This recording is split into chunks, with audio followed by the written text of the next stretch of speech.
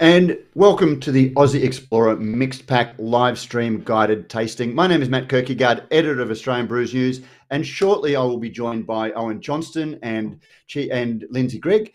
And we're here to celebrate their proprietary hops brand refresh, in which HPA teamed up with Beer Cartel and a host of local breweries to bring you a limited edition mixed pack full of beers featuring each one inside and out. OJ, welcome. G'day, Matt. G'day, Matt. Mate, how are you? Good. Now, the purpose of the pack was to demonstrate the performance of Australian hops in a range of styles. And you also wanted to get brewers thinking about different ways to use each one in their own beers and encourage them to incorporate elements of Australian hops into their can art to help consumers recognise beers that hero a particular Australian hop. During this live stream guided tasting event, we'll let the brewers tell you about the process of designing and producing each beer. Then certified Cicerone brewer, beer educator, and former cheesemonger, Lindsy Greig, will talk us through her recommended snack pairings, and there are some very interesting ones. Since there's two beers featuring each Aussie hop, we'll compare the pair in alphabetical order, starting with Eclipse and finishing with Vic Secret. Finally, if you're watching this with your brewing crew, don't forget to complete the feedback survey by uploading a photo of your team tasting it to go on the draw to win a long table lunch for up to 12 among the hop binds in Tasmania. And there's a link to that in the live description. OJ, great to be here. Great to have you along. Thanks, Matt. Thanks for hosting today. Yeah, thank you. Always a pleasure. And Lindsy, yes. Sorry, Lindsy, thank you for coming along. Now, OJ, tell us a little bit. I was a little bit surprised when, I got the email saying that HPA is going to rebrand the hops because I guess on one hand, hops are an ingredient, but the way brewers use them, they really do have an individual personality that, is deserving of a brand, isn't it? Yeah, the origin of the whole variety brand and the evolution of this variety brand persona that we're pursuing here comes right back to like the why we are here and what are we doing with the Aussie Hop program. So the breeding program at HPA has been running for a long time, since the 50s, and our mission is to continue to present choice and variety in ingredients to brewers to make this diverse and exciting array of flavours that brewers present to the market nowadays. And we realised that the really strong emotional connection that brewers have with the beers they make, flows through to the hop varieties that they use. They're effectively in love with the hops. They don't love me. They don't love HPA. They love the hops and they love the beers, the tasty beers that they make, right? And I think that's a fair enough, that's a fair enough statement. So, in trying to harness that diversity and the love of the hops that brewers have, we decided it was only natural then to focus on those hops and really try and bring their differences and their personalities, which, part of the difference in each of these hops feeds through to the personality that they express in beer. And so we decided to continue to add colours other than hop green to the hop world, and really try to bring these alive for people and help brewers, celebrate or hero our hop ingredients in their successful beers. So that's why we kicked off with this process of trying to brighten up their personalities. Well, I'm looking forward to hearing how each brewer took the hop and filled the brief of putting them into the beers and onto the can. In the meantime, let's welcome Lindsy Greig. Lindsy, welcome. Hi. Thanks for having me. Now, Lindsy, as a certified Cicerone, you've done the beer and food pairings today. You've come up with some really interesting matches, including cheese, which is a lay down misere for a lot of pairings. Tell us how you approach beer and food pairing. What are the basics that you apply when you come up with pairings like you've done today? Yeah, well, of course, there's the textbook basics, as with anything. So there's some general guidelines that you should follow. So you have contrast, which an example of that would be sour and salty. Those two flavors contrast, or like bitter and sweet. Those contrast, but those put together can make quite a good pairing. There's also the cut or suppress. That's when, what I always think of is when you have a really malt-driven beer with a spicy food to kind of cleanse the spice out, kind of suppress some of that heat and let some more flavors shine through. And there's also enhance and emphasize. So in that same range, IPAs, the bitterness in IPAs tend to turn up heat, so like chili pepper heat. Those are just general rules to follow. With the HPA pairings, what was really fun with this was that they were all very hop-driven beers, and what I personally wanted to do was make sure that the pairing emphasized the hop characteristics. So I was always looking for not necessarily maybe something that was the most incredible pairing, but what was really going to make the hop that was featured really kind of show up. Yeah. Now, as I take a sip and reveal the glass that I'm using, I'm not a pedant when it comes to beer glasses. You know, I find that the glass that you have is the best glass to use when you're just enjoying beer, but we are tasting. And I do like to go for a wine glass. What's your approach to glassware when you're doing a tasting along the lines of what we're doing today, where we're trying, you know, a variety of beers across the tasting? Yeah, I mean, generally I think you want something with a rounded shape. So I have two glasses here.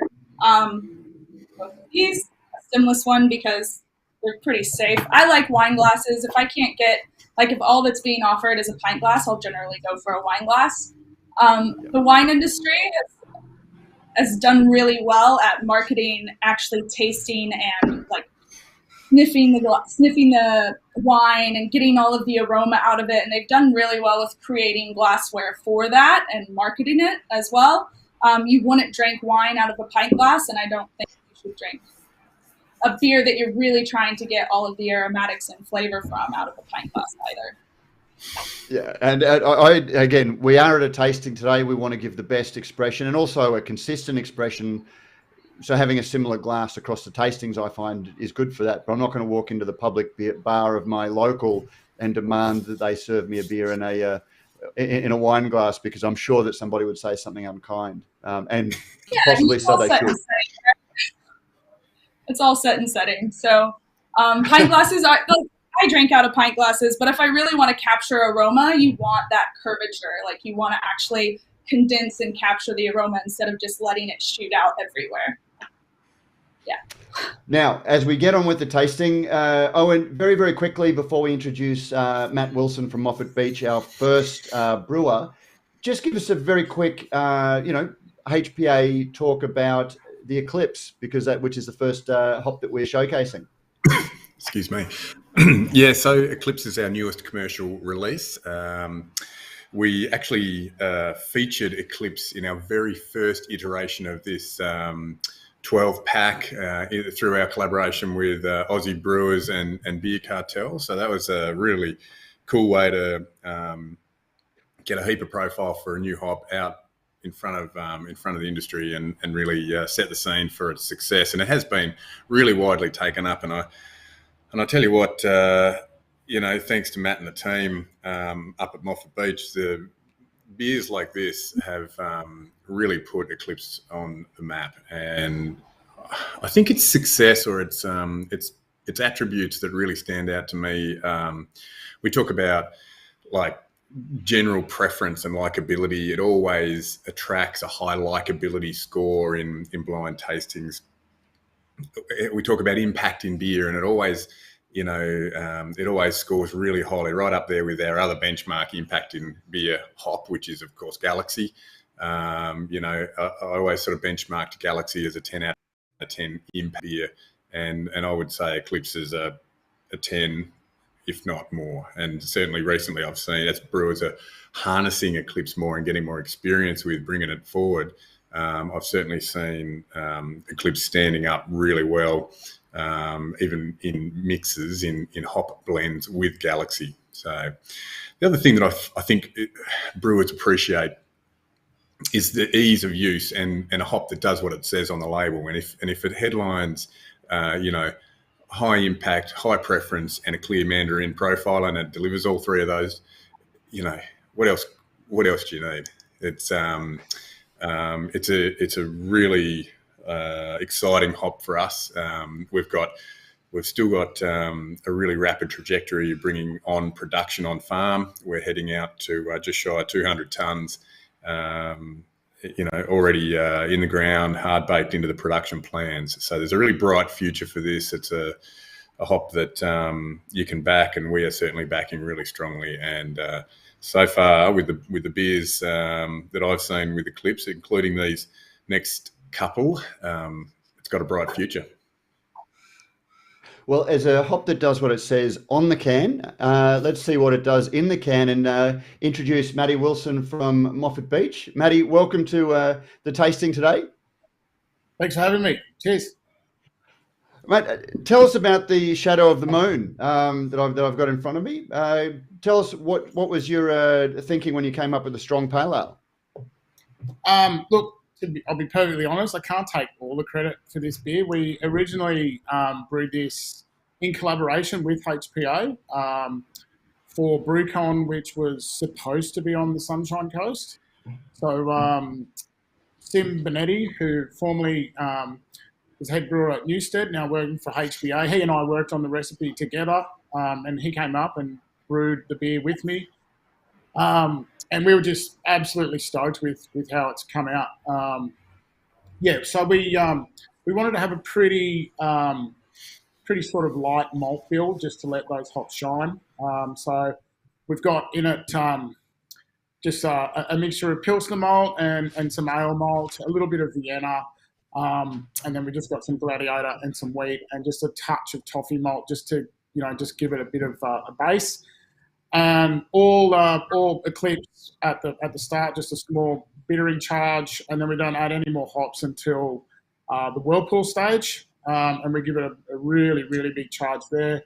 And then, we ferment it pretty clean, 19 degrees, and just the one charge in the dry hops, so we don't do anything silly with double dry hops or triple dry hops or biotransformation. We just wanted this to be a classic sort of American style pale ale, strong one. We just give it a decent charge, but just the one, and then we just nice big long chill, and then we package it.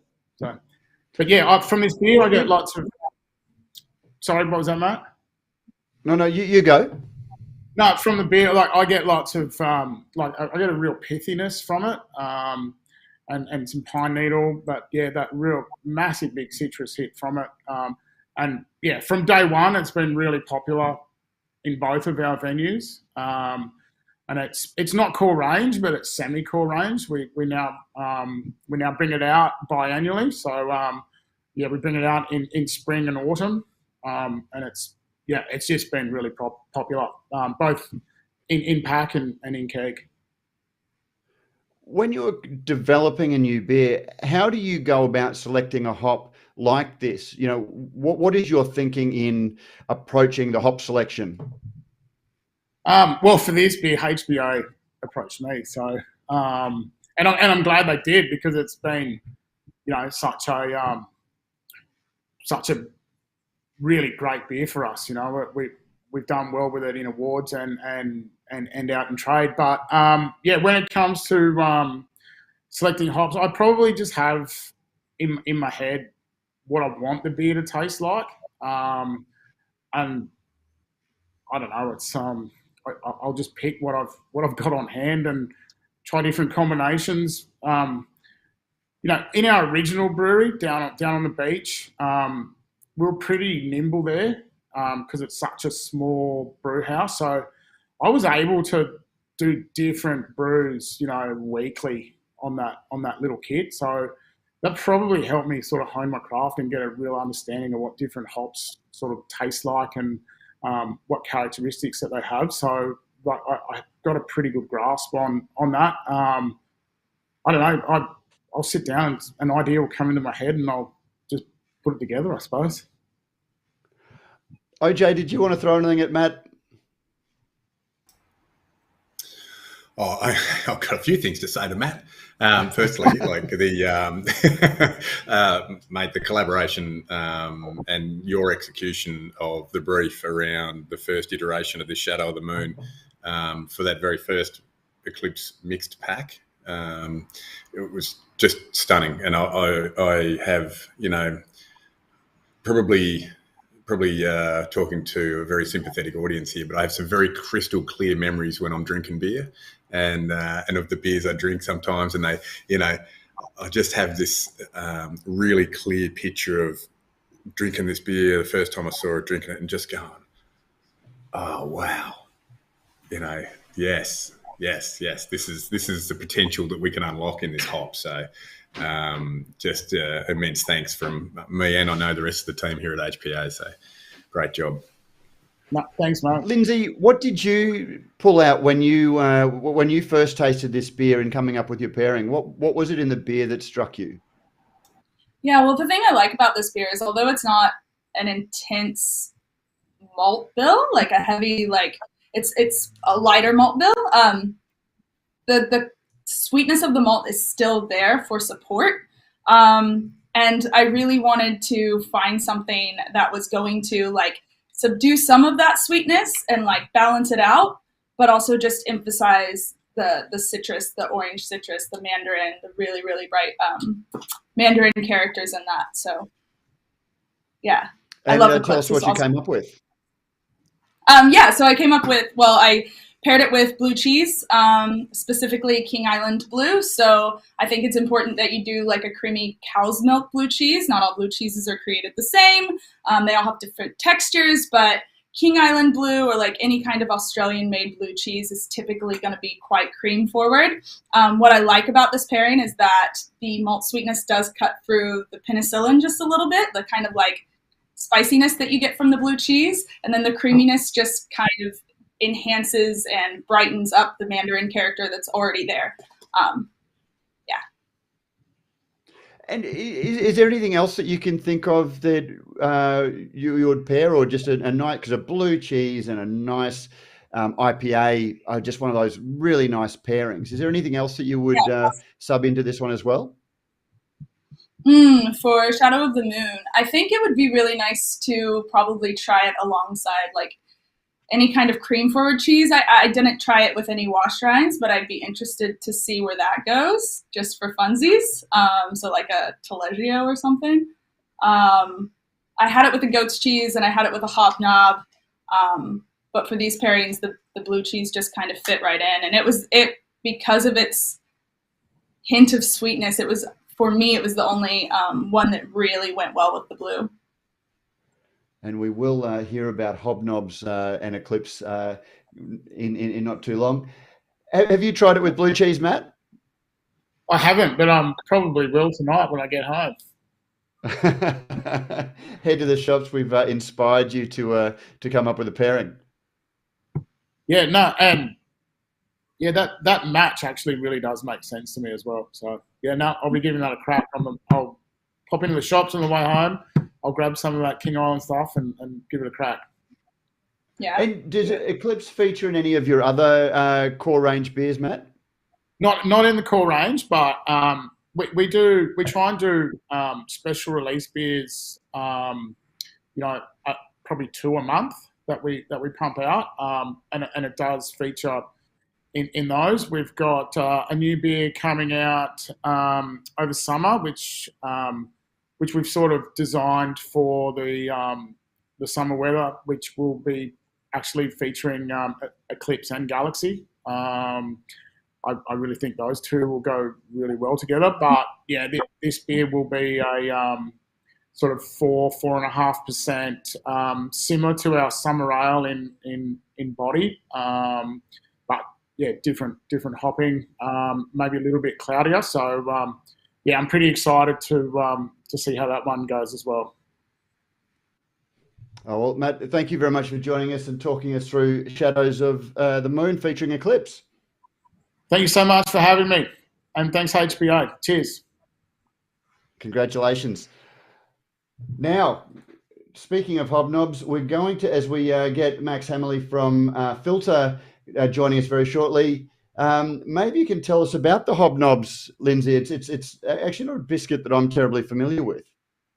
Me neither. I did not grow up with these. I'm American. I'd never had one before. I've had digestives, like the dark chocolate digestives. Those are my shit bomb. Great. Those are my favorite thing. One of my favorite things. Sorry. But yeah, the hobnob. So what was so interesting about the hobnobs with actually a lot of these beers was I did find that they just offered more support to bring out so many more fruit characteristics. And I think that that was especially true in the filter beer. Another thing I did with these pairings was try not to put something that was featuring the same hop with like a savory with a savory, like do everything Eclipse with all cheeses. I wanted to really do it, like balance it all out a little bit. So it's kind of fun to taste the hobnobs with the filter, but you should also taste it with other beers, and same with the blue cheese.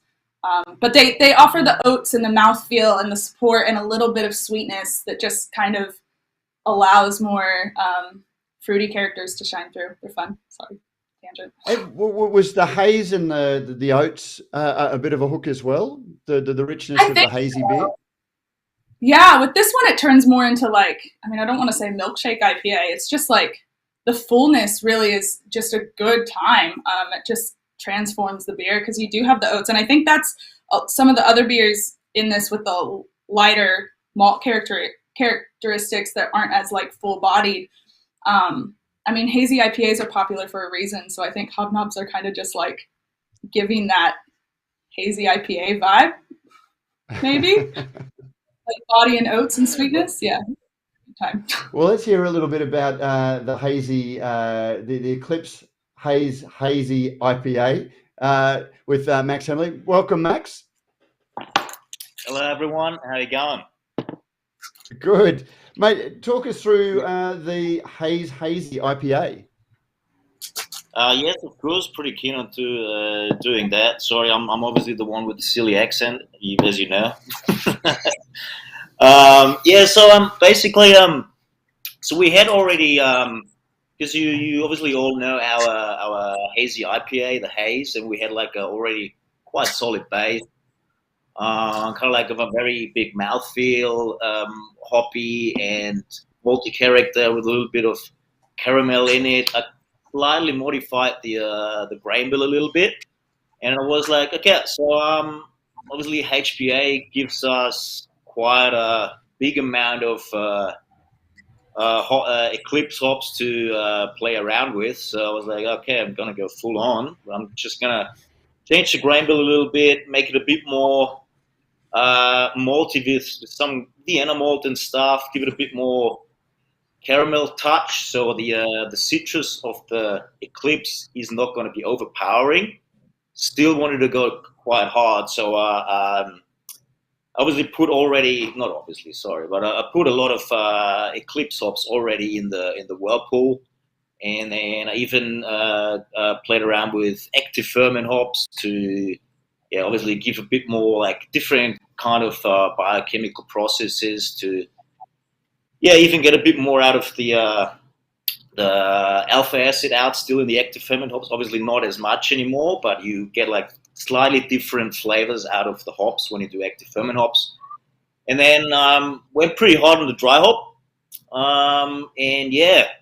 So I think in balance with a little bit of mosaic to get like this sweet mandarin, zesty citrus from the Eclipse, like a backbone with the kind of like the relative lime and a little bit of passion fruit to it. So I kind of paired Eclipse and Mosaic, obviously a lot more Eclipse than Mosaic.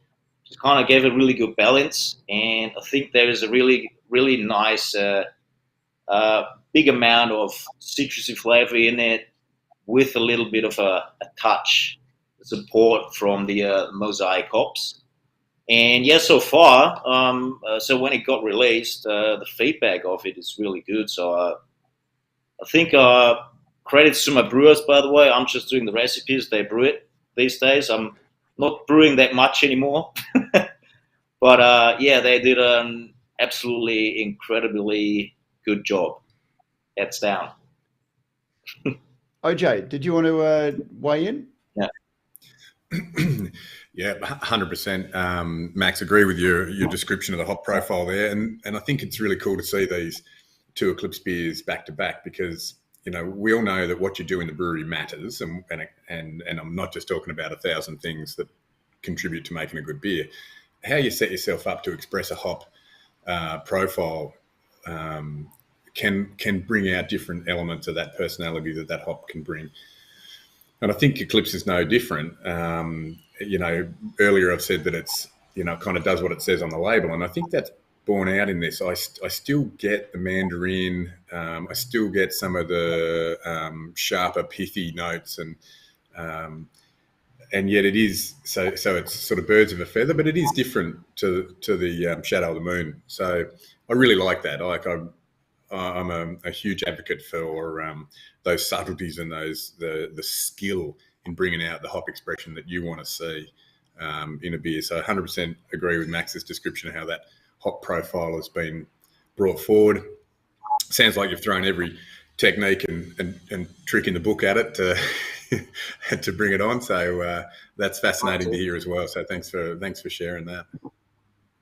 I was going to note that, Max, is a hop, or is the way that you use it, does that bring out different shades of those flavors? And how do you decide how to use it? Yeah, totally. So when you, I don't know how familiar you are specifically, but the earlier the hops you put in, the more different the outcome is. Except from like first word hops, because it's not boiling yet. But when you put in boil hops, for example, you get more alpha acid out of the hops. So not so much the flavor, not so much the aroma, more like the bitterness, the lupulin in it. Then whirlpool a little later, more like aroma profile, a little bit of flavor, more like aroma, less alpha acid, but more of the character of the hops. And yeah, so I wanted to get a subtle bitterness while it's still an IPA, so not too overpowering. So I only used whirlpool hops, but quite a lot. So to get like an early whirlpool edition to still get enough alpha acid out of it to get a good bitterness, but to bring the aroma and a little bit the flavor of the Eclipse hops in the foreground already. And once it went to the cellar, into the tank, so we from day one there's active ferment hops going in. So as I said before, probably was a bit too quick on that. With the active ferment hops, you have a few different biochemical processes that still play around a little bit with the alpha acids, not much, but when it reacts with the yeast does different things with the hops. It brings specific flavors out more. Some flavors are kind of like still a little bit in the background, but it kind of my go on that was I tried to get as much out as I can from the Eclipse hops in different areas. And then obviously at the end with the dry hop, where you get like the full aroma and the full flavor out of the Eclipse, and like close to zero alpha acid conversion. The full spectrum from whirlpool to dry hop and anything in between, to kind of play around with these kind of hops as much as I can. Oh, yeah. Mate, congratulations on the beer. You've really shown us a different expression of the hop than the one that we tasted just before, the Shadows of the Moon, and really enjoyed it. Thank you. Thank you very much, and thanks HPA. OJ, we're moving on to Ella now. Do you want to just give us the quick rundown on Ella? Ella's an excellent beer to just follow on from, excellent hop to follow on from Max's comments about how different addition points and different techniques manifest different flavors. Ella is probably the best example in our current stable of varieties between hot side edition where it experiences some boil versus the characters you get out of dry hop alone. Ella's got quite a complement of a category of compound called sesquiterpenes. Throw them in the boil.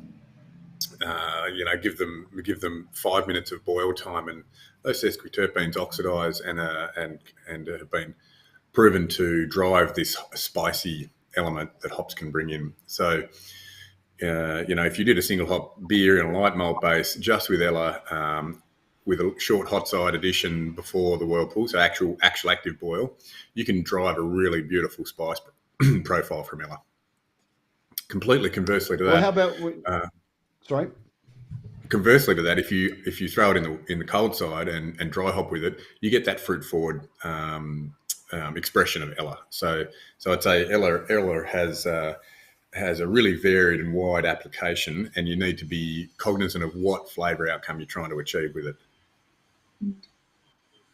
Well, how about we hear how Hawker's used it, and we'll introduce Zachary Fernside, Hawker's head brewer. Zachary, welcome. Mute at the moment. Sorry, there we go. There we go. Welcome. Yeah, hi everyone. So Ella's a bit of an interesting hop. I think pretty well in the industry, it's always been known as a bit of a supportive hop. So it's something you sort of lay the canvas of hop down for something else to sort of sing over the top of it, and it does that really well. But we were really excited when sort of faced with the I won't say the challenge, but for us the different use of what we would normally use it for. So we decided to even just go, well, let's turn the tables a little bit here and use a bit of a pairing. So we decided to use Galaxy as the support and push Ella forward as the star. So normally I certainly get the spice from Ella and certainly a little bit of floral. But in these higher concentrations that we use them in with the Galaxy underpinning as well, we ended up just getting this super duper like sherbety, creamy, tin pineapple, mango character. And it translated really well from the aroma to the palate as well. So yeah, we were actually really impressed with the result. With the beer we made, we upped the BU a little bit because it is a double IPA, and while we want our hazies kind of on the sweeter side, you also want to understand that, I suppose the higher alcohol is going to give more sweetness again. So we bid it higher than we normally would on a beer such as this, and we think it's been contained really well, the sweetness. And yeah, basically, probably never really going to look at Ella again as a supportive hop because we can use it in a couple of different ways. So she's actually a lot more versatile than probably I used to think she was, 100%. So it's been great for us do you think you would to learn. Yeah, what other uses do you think you would put it to? Well, I think we would probably start using Ella to dry hop a little bit more, and in those higher concentrations, get like I said, I got a really tin pineapple mango-y character on the aroma. So, like from my perspective, it's funny because we paired it with Galaxy, which it's always the typical tin fruit salad kind of character, but with this, I was like, well, it's a different tropical fruit. Like it's like overripe mango, like really nice and in your face, and kind of nearly like a mango lassi in this style of beer as well. Like, yeah, sort of just, yeah, that really nice sweet sherbet mango character. Then you've got sort of that tin pineapple sweetness, and it's translated just really easily through the palate because it is a thicker, sweeter beer. And then the bitterness just sort of chops it off and kind of go, oh, I want a little bit more of that tropical fruit character. So I think we would start using it more in a beer that we wanted to achieve that tropical fruit character, nearly as a point of difference to the standard ways of getting there. Lindsay, what did you pull out of the double hazy IPA? Yeah, so I still get a lot of old world spice on the aroma, like just like a white pepper. And there's definitely, like, the mango makes a lot of sense. I also get like a lemon lolly kind of vibe coming through on it. I paired this with a mild salami, mainly to kind of intensify this like white kind of spice, and also to emphasize some of the fruit notes that I was coming through. I found that just a mild salami was really a good time. A little bit more floral notes came through for me when I did it with that. And yeah, just to emphasize the sweet lolly characteristics. Would it work with a spicy salami, do you think? No, I'm pretty sure. Yeah, sorry. In my notes, I paired it with the spicy salami. I do have all my notes. So I tried it with a regular salami and I tried it with a spicy salami, and my note was no, no, no. It just it brought out an aggressive bitterness that isn't actually there in the beer. So yeah, that didn't work for me. And that is the challenge with pairing with hops, isn't it? You don't want to amplify that bitterness on a beer like this that really showcases the fruit. Yeah, and you want to bring out the quality that you're trying to find, right? You want to find, like, you can try this with a hobnob. You can also try this with the blue cheese, and see, like, you have to play around and experiment with this. I tried this with 3 different things, and for me, I think the mild salami was what really showcased what wasn't right there at the forefront, but brought more out. When I do tastings, I'll often find that having the couple of beers ahead in front of me and the pairings, I've got my preferred pairings, but then almost bracketing them with each other.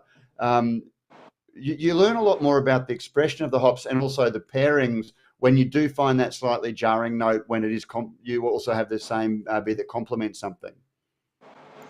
Yeah, and I think it's important that you have really bad pairings as well, right? Like you need to try this with spicy salami so that you know what doesn't work, and then try to figure that out for yourself. You enjoy the good, but you learn more from the bad. Is that what you're saying? You learn more from the bad. Yeah, I love a bad pairing. Max, what would you have this with? Zachary, what would you have this with?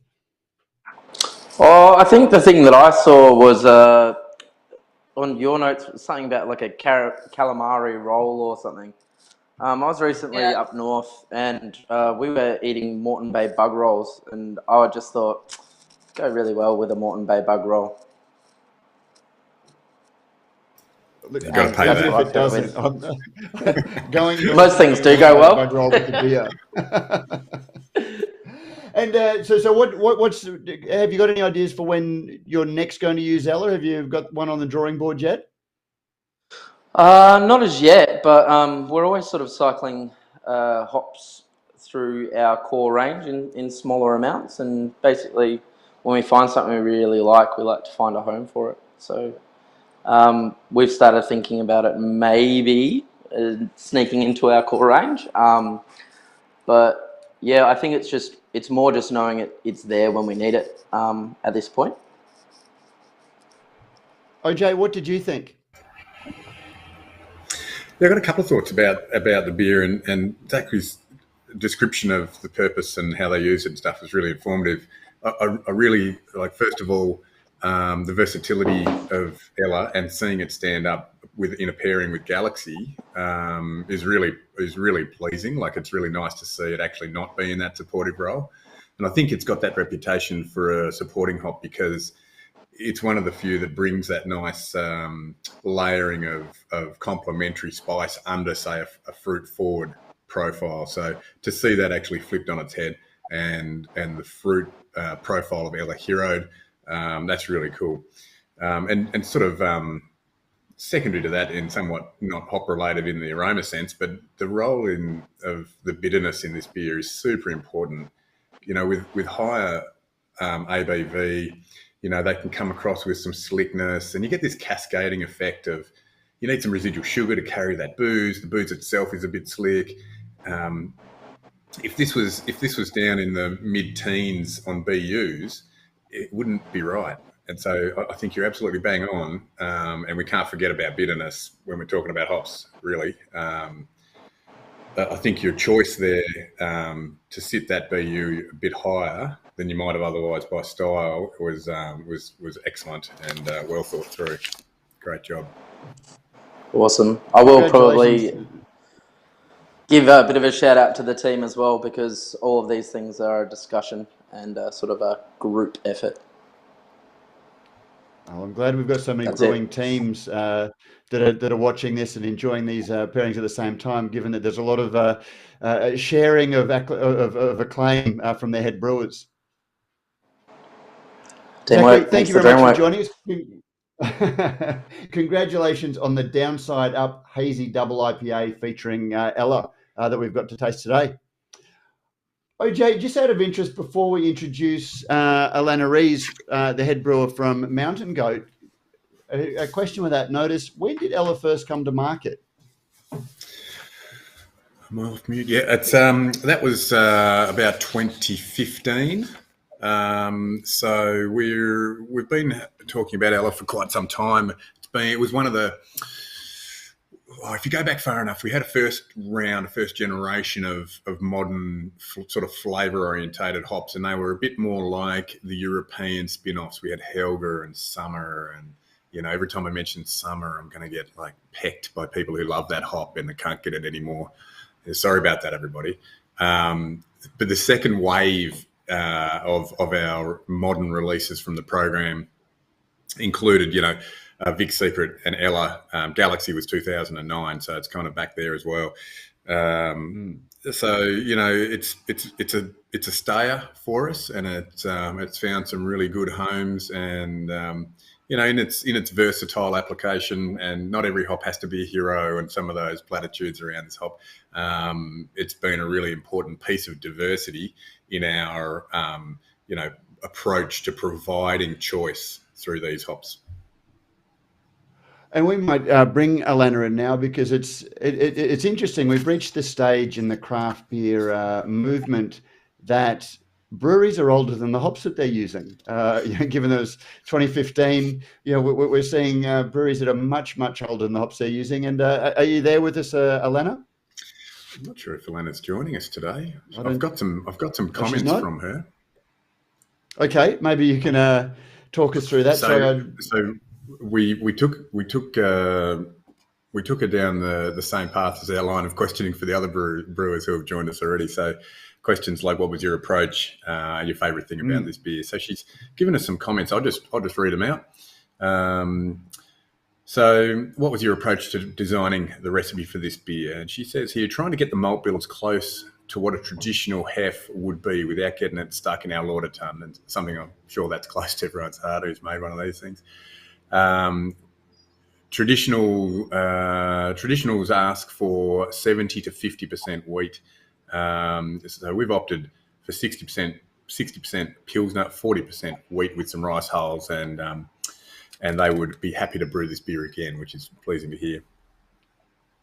So as we know, when brewing a traditional hef, the use of classic yeast producing the phenolic banana esters is a must. You either love them or hate them. Personally, I love them, and German wheats were some of my first international beers I explored and fell in love with. So much so, I made the trek to Weinstefan to visit the brewery and have a drink in the mother of all breweries.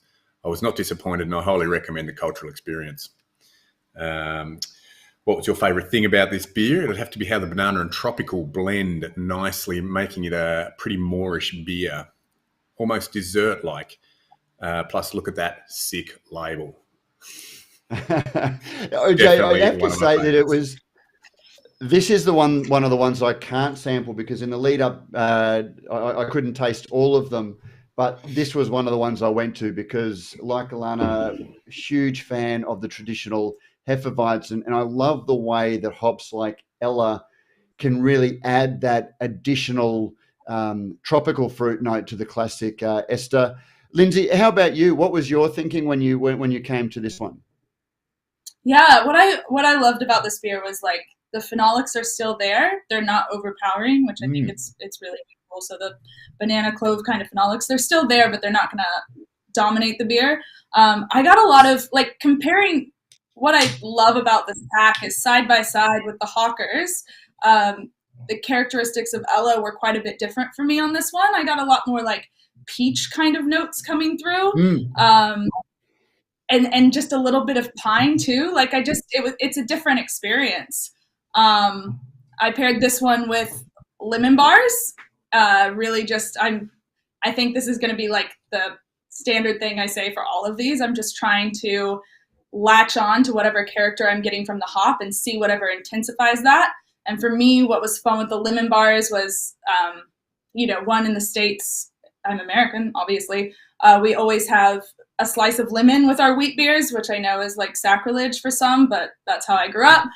So it does add like a citrus zing, but it still like lifts and elevates the other characteristics coming out, like fruit, like the peach got a little bit more intensified. The pine was a little more apparent in it. And then just a hint of the spicy thing going on. Yeah. The bitterness kind of balanced out as well with the lemon zing. It was really good. Oh, look, I'm absolutely going to give you a pass if you want to put a lemon slice in it. I think of, what is it, Schofferhofer do a grapefruit wheat beer. OJ shaking his head. It's, it's how you beer. Shock Top is such a great Hefeweizen. You're like, what are you guys talking about? Alana's paid respect, paid homage to Von Stefan, and here you are debasing the whole reputation of this wonderful beer. It's like a pairing. It is a pairing, Lemon is a food. It's a pairing. Sorry. Exactly. Yep. No. There is no right way to enjoy your beer, and it exactly is a pairing. So, is there anything else? Because some of the traditional, if I think of a classic wheat beer, Lindsay, I'll often pair that with pan-seared scallops or something like that, because then you get that sort of slight oily and the richness of the Hefeweizen works very nicely there, or even some goat's cheeses.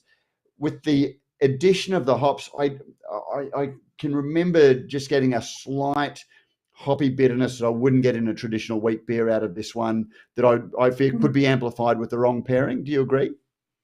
Yeah, 100%. And I think that's why the lemon bar, the zing of the lemon bar, the strong lemon like citrus rind zing, kind of like assists the bitterness. The bitterness stays there, but it has something to kind of match it at the same time. And I think that's why that worked for me. I also did this with the goat's cheese, and it was like what I found was it just kind of, the bitterness was a little too much for the goat's cheese for me on this one.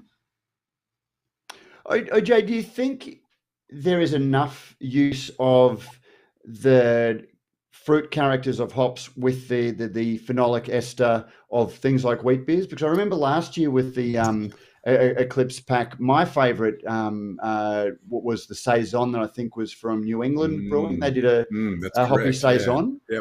Yep. And there was just something about the phenolics of that and the fruitiness that I just thought was sensational.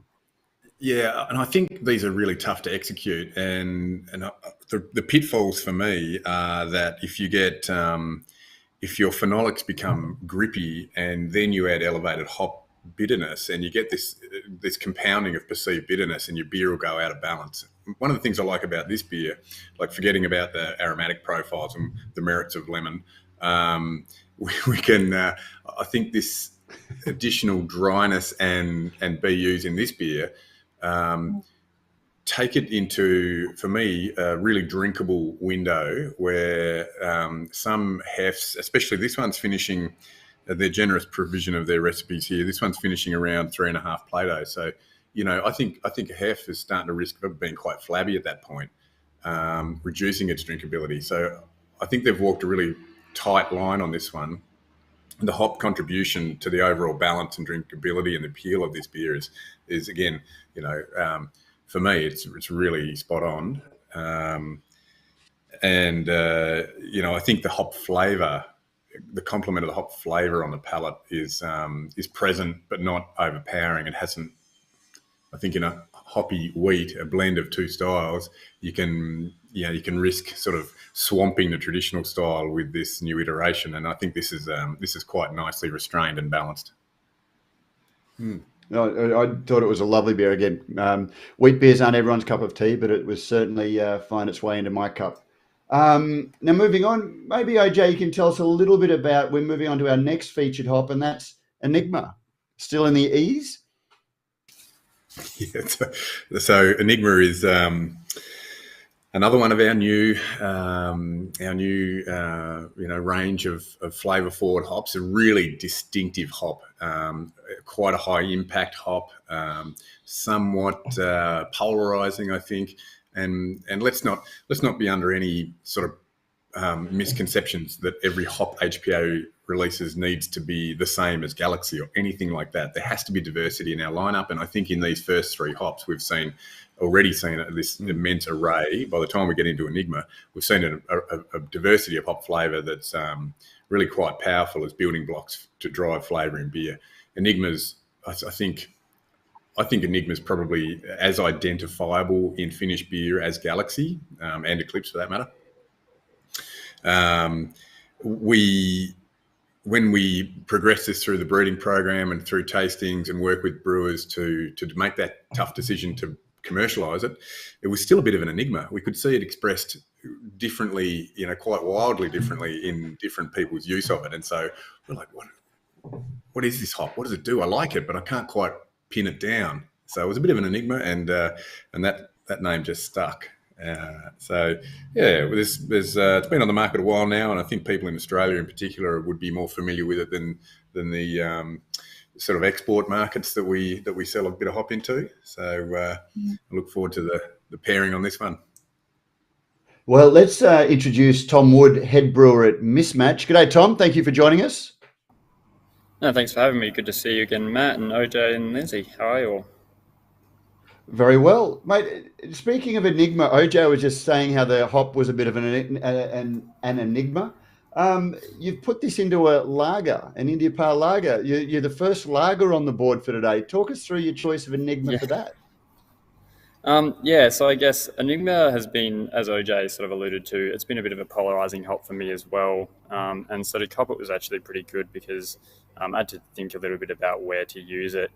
And I think Mismatch already is known for doing a pretty good lager, and I thought it would be fun to build from that sort of pedigree we have here and try doing something a little bit more hop forward in the lager category than we're probably used to doing. And how did you approach the delivery of it in the IPL?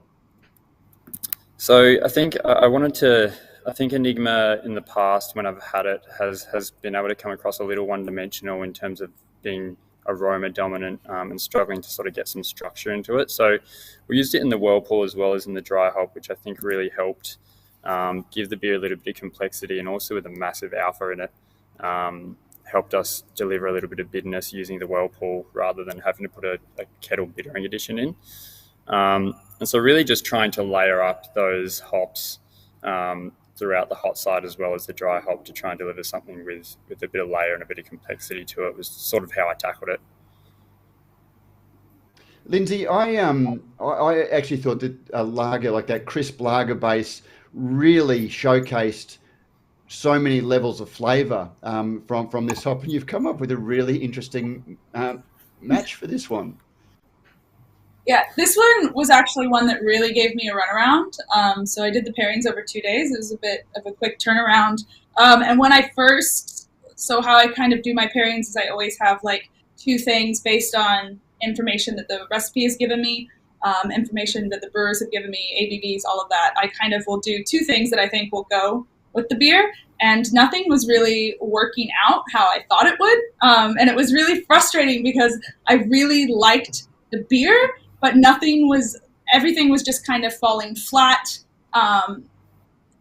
Too much bitterness would be emphasized, or like all the flavors would just kind of die. So I actually went to the shop and I was like, iced Vovos, I think will be a really good time with this. And they were. It was shocking. It does, even though the light malt bill in this, it being a lager, really nice, clean flavor profiles with emphasis on the hop. I still felt with food, with a lot of snacks, I still needed some body in there. And that's why everything was kind of falling flat. So the iced Bobo supports that. Ice Bobo has a little bit of acidity, and it has this raspberry thing going on, which once again is just matching flavors and things that you can get from Enigma hops. So like white grape and a lot of kind of like wine-like characters coming off this beer for me. Ice Bobos blew my mind on this. What they're sorry. I was actually amazed that you knew what an ice Bobo was. I think I'd have to raid my grandmother's pantry to have one to come up with this pairing. We did a Ice Bobo beer for Gabs at Stomping Ground. So that explains it. OJ, are you so sorry, Lindsay?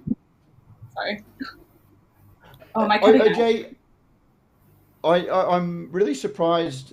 You know, I think back, 20 years ago, and Napstein made a cracking lager that really showcased Nelson Sauvin. And I'm surprised that we haven't seen more use of modern hops in that way. And this beer is really reminiscent of that. The lager really provides a pillow for those hop characters, both the bitterness and that lovely fruitiness to lay over the top. And I think Lindsay described it as winey, and it was very much along those lines for me.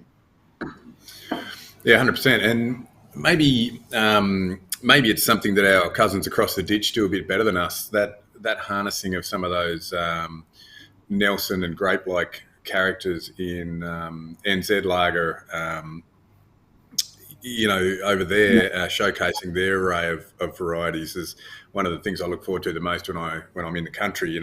Getting some of that goodness.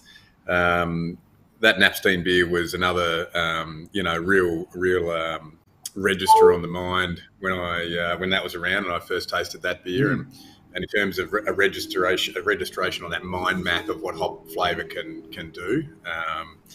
So yeah, like I do see the reference there. The other one that is more modern was the Brews single hop. That was really Enigma forward and quite a light beer with a whole heap of this white grape punch to it. So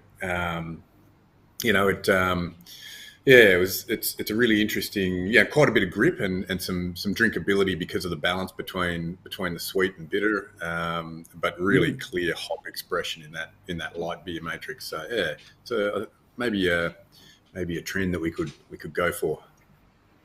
Well, let's push that trend, because again, Tom, congratulations. I think considering it's a hop that you may have been reluctant to have selected, having it thrust upon you, you've really come up with a nicely balanced beer here. I appreciate that. Thanks so much. Has it inspired you for future uses, or to look at it differently in other beers? Yeah, definitely. I think this time around, especially this year, I got a lot more of that white grape, that white wine character to come through. I remember back when I was up in Bright, Ben at Bridge Road was using it a fair bit, and I got a lot of melon, and that was kind of all I got from it. But given what it's sort of come through in this beer, I think it'd definitely be very tempting to use alongside some other hops and to almost mimic some of that sort of Nelson New Zealand type hop character. I think I've definitely seen the hop in a different light since using it in this beer than I probably had previously. Do you like using, a local, hop if you can extract that sort of character? Yeah, definitely. I think being able to, I've always had quite a good relationship with HPA, and again, being up in Brighton near the hop fields, I have a bit of an affinity there as well. But whenever we can use something that's close to us and grown by people we know, I think it's great to be able to use that ingredient. And when we've got not just Galaxy coming out of Australia, I think it's good to be able to play with some of those other hop varieties that are able to deliver so many different characters to the beer. Oh, congratulations! I'll certainly. This is, it's a sort of beer that I really enjoy. So I'm going to be seeking out some more of it. So congratulations, and thanks for joining us today. Pleasure. Thanks all. OJ, I'm looking forward to speaking to Dave Huff from Urbanaut about their Bermuda Triangle Brut Double IPA, because having just had a lager, a brewed IPA is probably the closest I can think of in the ale world to a something that has a similar effect as that lager, that dry light body. I've got some bad news for you. He's just had to cancel last minute. I just got a text message saying that he's had to bail. He can't make it. But the good news is we can still talk about his beer because, Matt, I was just refreshing myself about what the hell were brewers trying to achieve with a brewed IPA, and you know what was top of the Google search list? An article published by your good self. An article published by your good self, 20th of October 2020, and it was titled "The Rise and Fall of Brewed IPA." So subject matter expert Matt, can I just pitch this back to you? What is it? What is the spiritual intent of the brewed IPA, please? Well, that's funnily enough, that is exactly we should try and find a link to that because I remember doing that article because I'm trying to think of the brewer's name offhand because I don't have it in front of me. Maybe you can. John Hull. Well, John Hull was the journalist who wrote about it, but I'm trying to think of the brewer. But he was again in the great experimentalization of experimentalism of the IPA world. He was looking at a different approach. So he came up with this idea of using a lighter bodied IPA that really showcased the hops, and he became very, very popular. And it was almost a champagne featuring hops. But then very quickly, other people started doing it, and the style didn't even get the chance to find any form of stability before people started pulling in all different directions. So it came and went very, very quickly. But for me, it's very hard to read about a beer from a distance without having tasted it and interpret what the brewer's intent was. But the ones that I did try and the ones I read about, the one from Urbanaut really does showcase that. It's a very dry, and it happens to be one of the ones that I had open, wanting to listen taste it as the brewer talked through for exactly that reason. It's a style that came and went very quickly, and this is what I anticipate a brewed IPA would have been, that full alcohol, but the dry body that becomes a really lovely pedestal upon which some of the best characters of hops can come from. Lindsay, what do you think? Oh, I love this beer. I thought the aroma on this really just blew me away. It absolutely blew my mind. I remember brewed IPAs. I remember those days. And they were so short-lived, and I feel like it's a similar thing with cold IPAs at the moment. But I think the style, the idea behind the style, was really in contrast to, hazies and like milkshakes even, to do something just really nice and dry and hop focused and refreshing. This beer is absolutely incredible, and surprisingly enough, it pairs really well with a granola bar. Uncle Toby's mixed berry bar just becomes this absolute berry bomb. I think the bar adds, once again, just a little bit of oats and a little bit more sweetness and a little bit of body that the beer doesn't necessarily need, but it does help elevate everything. The aroma on this beer blew my mind. I can smell it for days. I don't have that pairing in front of me, but I can absolutely see that. Classic complementary pairing, like it's elevated that the brute element of it's got that savoury, yeasty, bready note, and the oats in it just complement it beautifully and lift the whole package. So well done. Yes. Hobnobs would Kim probably. Sturdivant, Not spicy salami. You love your hobnobs. I was actually thinking the fruit in the oat bar might have been a really nice pairing, nice complement as well. Yeah, it is. It's just a really good time. Everything just blends in. It's one of those pairings where you don't know where one thing starts and the other thing begins. And I love that kind of pairing where you're just like, wait, what is the beer? What's the Uncle Toby's fruit bar? Such a good time. Was it fun? Because we often think of beer and food matching, particularly when it is brought to us from the world of wine and food, that it has to be white tablecloth, formal tastings. Was it fun to come up with things that weren't, the wings, burgers, ribs of modern brew pubs, but is still casual and unpretentious foods to pair with? Yeah, I mean, this is, so with HPA, they do featured beers. I've done it for them twice now, where their featured beers on their websites will be paired with snacks. And the idea behind it is really just that you can have incredible beers, but like you don't have to make pairings inaccessible. Pairings, like having a really incredible beer and food experience, doesn't have to be isolated to a restaurant with white tablecloths and a meal prepared by a chef. Like you can go down to the petrol station, if you will, and grab something off the shelf, and you can actually have an incredible pairing. Your kids' granola bars, like whatever they take in their lunch, try that with a beer. Like it doesn't have to be this big thing, and it can be just as magical. Yeah, I love doing this. That answers the question. Because it's quite terrifying.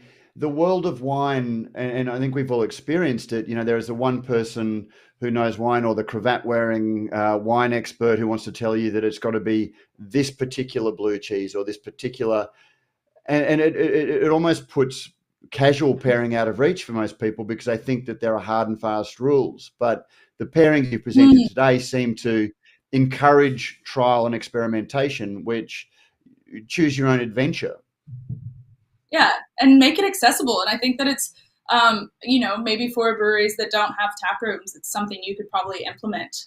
Provide some snacks, or like who don't have like a restaurant on site, like maybe provide a snack or offer a snack to pair with your beer. It doesn't have to be this whole thing. You don't need a kitchen to give people that experience, and it really can elevate and help people think a little bit more about what they're drinking and tasting. And for those who are following at home, Kim Sturdivant was the name that I was looking at. He was from the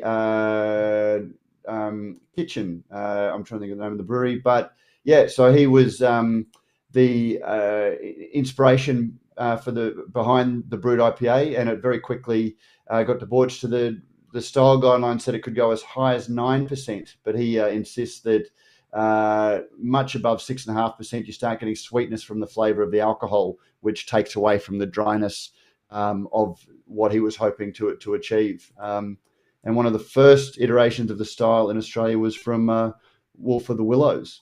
So that was that's the brewed IPA style. So it was OJ sorry. If people want to, for those listening along in the brewery or at home, you can head to the hops.com.au website and actually find the recipes that the brewers have shared with us about these. So if you want to take a deep dive, this one's quite an interesting recipe, and I just love reading around and saying, target finishing gravity, 0. Love it. And it's a huge malt bill and an obscene amount of hops. I'm not recommending dosages like this in every sort of beer, but this one works. Go for it.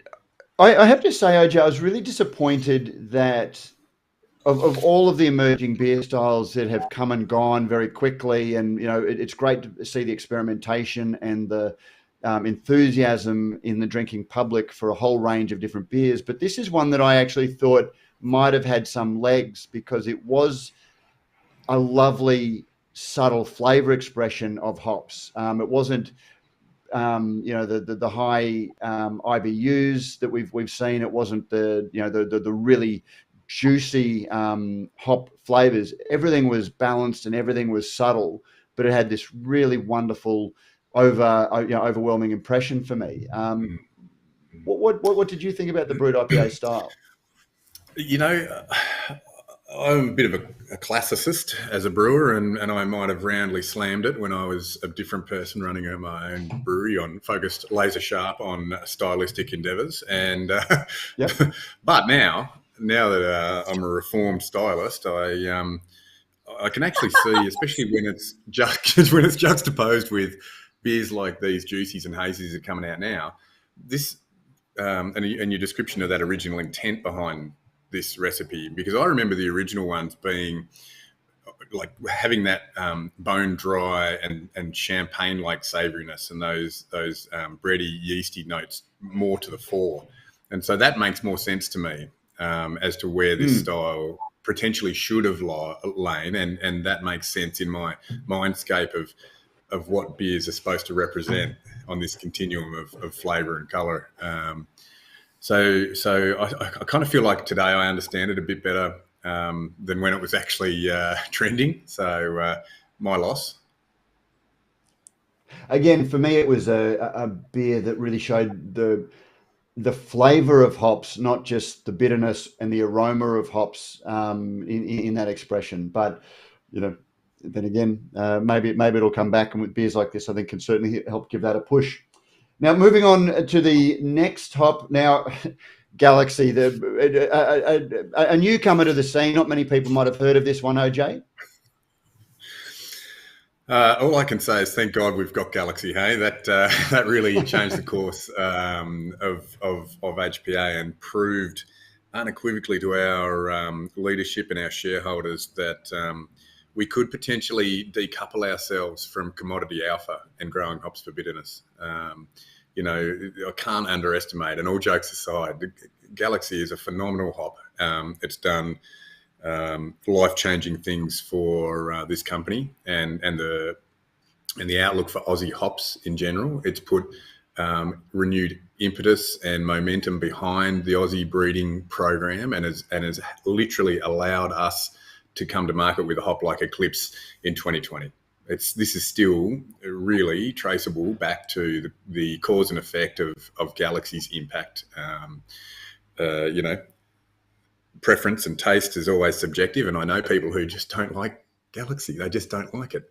But they're the outliers, I say. Could that be a little bit, you know, we hate it when our favourite band becomes popular and everyone else likes it? Possibly. yeah. So with coriander, I can appreciate that there's a that there's a genetic component to that some people have a gene that just turns them off. But I can't really imagine anyone hating, given it's part of that pantheon of flavors that we love from hops generally, and particularly hop forward beers. But a man who can probably tell us a little bit about that is Big Shed's head brewer, Ben Johnson. Do we have Ben? G'day, Ben. Thank you for joining us. Have we got Ben there? We can see him. This is the old-fashioned mute where you're just not saying anything. Can you hear me at all? I'm having trouble connecting here. I think something has gone bad. Okay, we can just hear you now. We'll see how this goes. If we have to cut you off, we apologise for that. But Ben, what was the first time? Can you remember the first time you tried a beer with Galaxy hops in it? Well, probably Stone and Wood, I guess, is the one that the Pacific Ale was one from the old days that everyone knows. That was a beer that I was drinking very heavily when it first arrived on the scene. And I was sort of home brewing back in those days and actually made a single hop Galaxy IPA.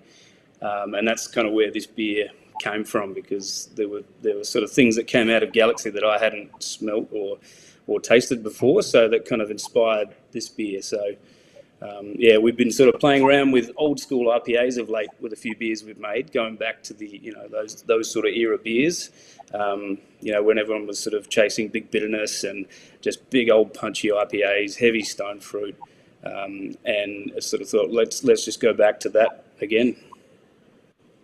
I would have been surprised if you'd said any beer other than Stonewood Pacific Ale as the first beer that you tried Galaxy, because it was really the beer that picked Galaxy up and showed it off. But what other characters did you find in it when you put it in a beer like the IPA? Well, I mean, we use Galaxy in a few of our beers quite regularly, our Boozy Fruit NEPA and our FE American Pale Ale. And, you normally get all those big pineapple, passion fruit, stone fruit characters that we all know from Galaxy. But I think if you try and use it in different places throughout the brew process, you get different flavours. And I find, multiple additions through the boil. We did some mash hop with this beer. And I really think you get some really nice melon and floral notes that we don't normally see from Galaxy. So I think that's what makes this beer quite different to what we've made in the past, and quite interesting that, you know, if you push Galaxy to the limit everywhere, it's amazing what comes out of it. Does the higher alcohol have any impact on the flavour that you pull out in those bigger IPAs? Oh, I think it definitely has an impact. I think, you know, you see the difference when you do like a light hazy, a session hazy, or a pale ale, and then you go up to a big old triple IPA. You definitely see very different things from hops. You know, this one being at 6%, it's sort of middle of the road. It's got a bit of both. I think it's got that light juiciness. It's also got the, you know, the real big heavy stone fruit, and the citrus, and a bit of orange peel as well I get from this beer. So it really does have a lot to offer across, you know, lots of different ways of making beer.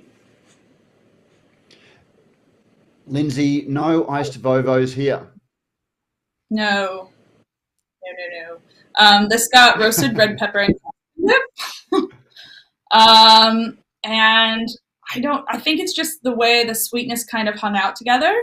Like the sweetness from the dip needed something that had a bit more, like there was a bit of bitterness and some resin coming in. I got a lot of like passion fruit soda, like a passion fruit kind of cappy in the aroma.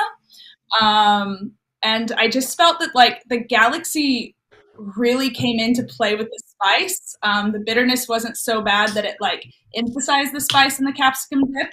The roasted red peppers are quite sweet. It just kind of gave you a little bit more fruit flavors in the beer, or brought those more to light. Once again, same thing over and over. But yeah, it was really good. Originally, I tried to put this with a creme caramel. It was also quite nice with that, but I felt like the capsicum dip was able to hang out a bit more with some of the resin characters that I found in it as well. I see what you mean. It almost does have that passiona note on it without being over the top or too overt. Mm. I like the way that capsicum hangs around and complements the longevity of the beer palate. That's why we have a professional on the job, because I never would have thought of that. Not in 100 years. Are you eating that? Are you eating the dip right now, Jay? Oh, okay. 100% commitment nice. here. Absolutely 100%. If I'm going to get on the beers this early and at this ABV, I'm going to have some food, or I'm not going to be able to get home. Yeah, Oh, okay. exactly.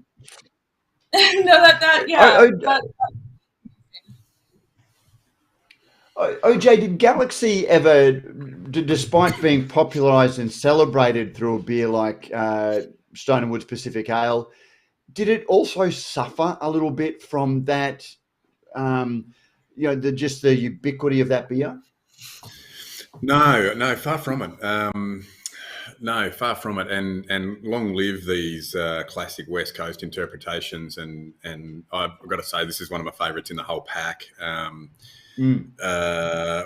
think as I travel around, I actually don't see the Pacific Ale emulated as much as you would think. I see much more in the big classic IPA style and strong American pale. I actually don't think that having such a flagship beer has kind of typecast this, or whatever the appropriate word is, that it's only suitable for this style. So, I just want to come back to the generosity of the brewers to provide some recipe insights. This is just hilarious. Have you actually checked out how much hop you put in this beer?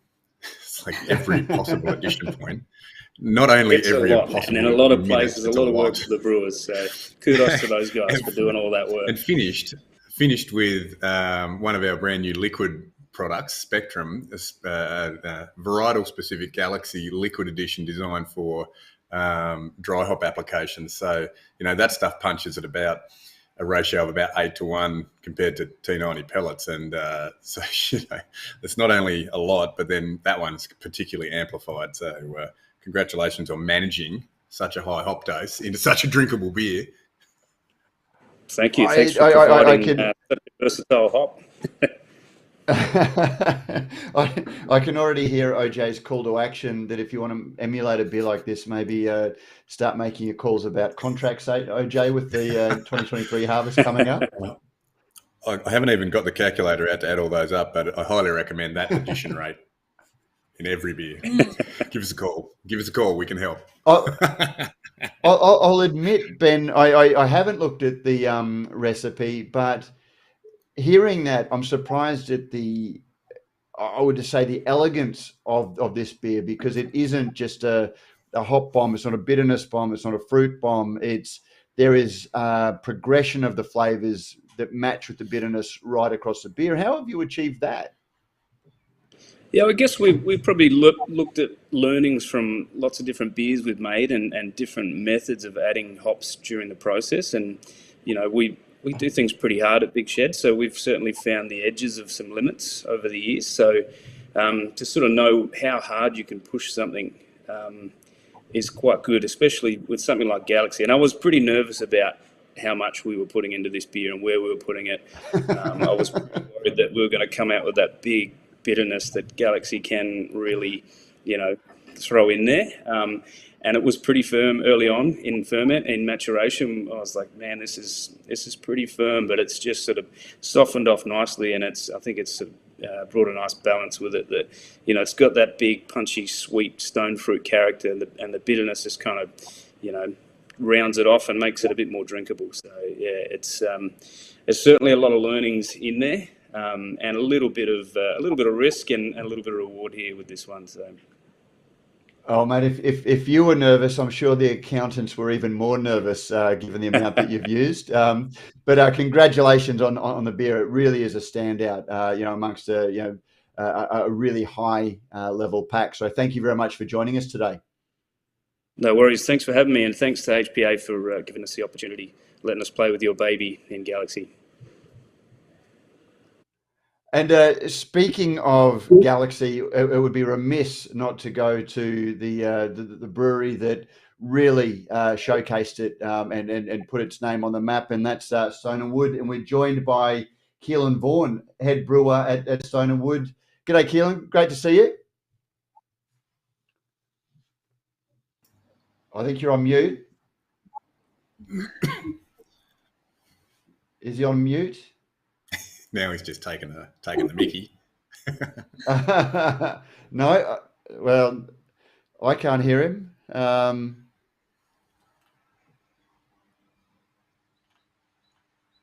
you on mute? No, okay. Maybe try taking your headphones Can't- out, that's- Keelan. Just see if that works. And just disconnecting them and try that.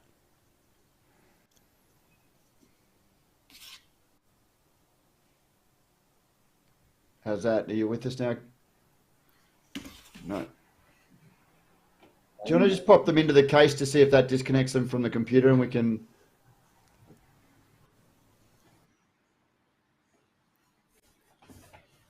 Matt, just to fill the gap we while Keels is sorting his tech out. Luke Robertson, you know, from Ale of a Time, another beer journo of some repute, posted a comment that it was good to see Stone and Wood finally do something with Galaxy, you know.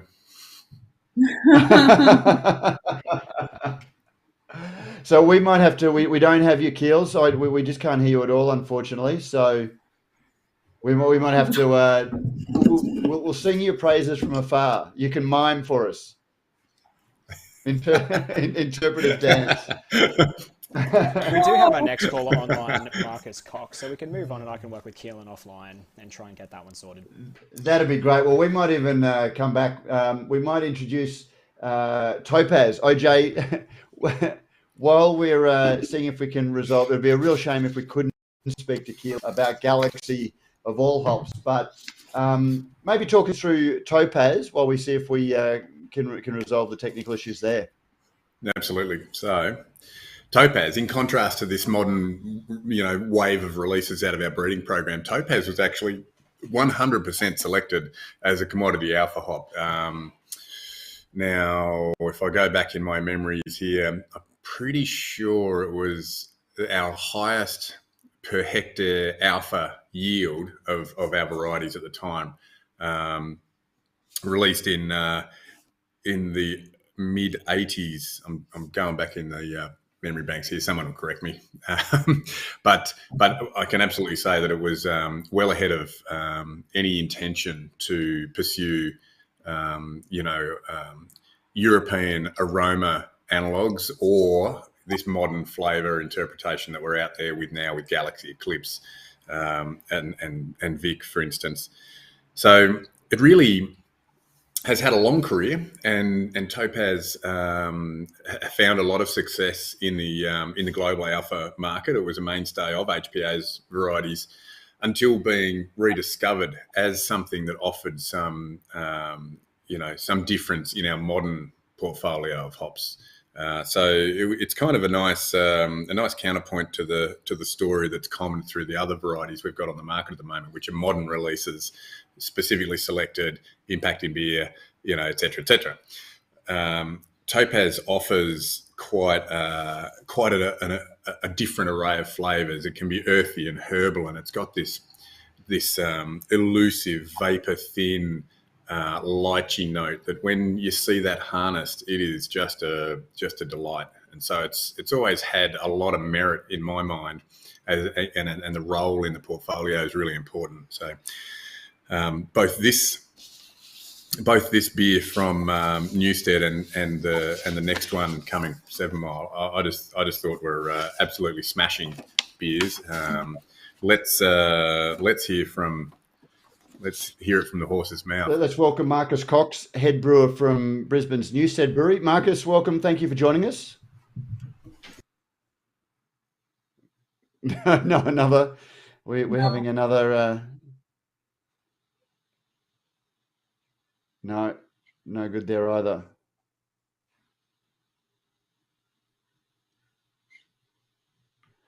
I think we need one of those politicians, lip readers who can translate for us. Unfortunately, we can't hear Marcus either.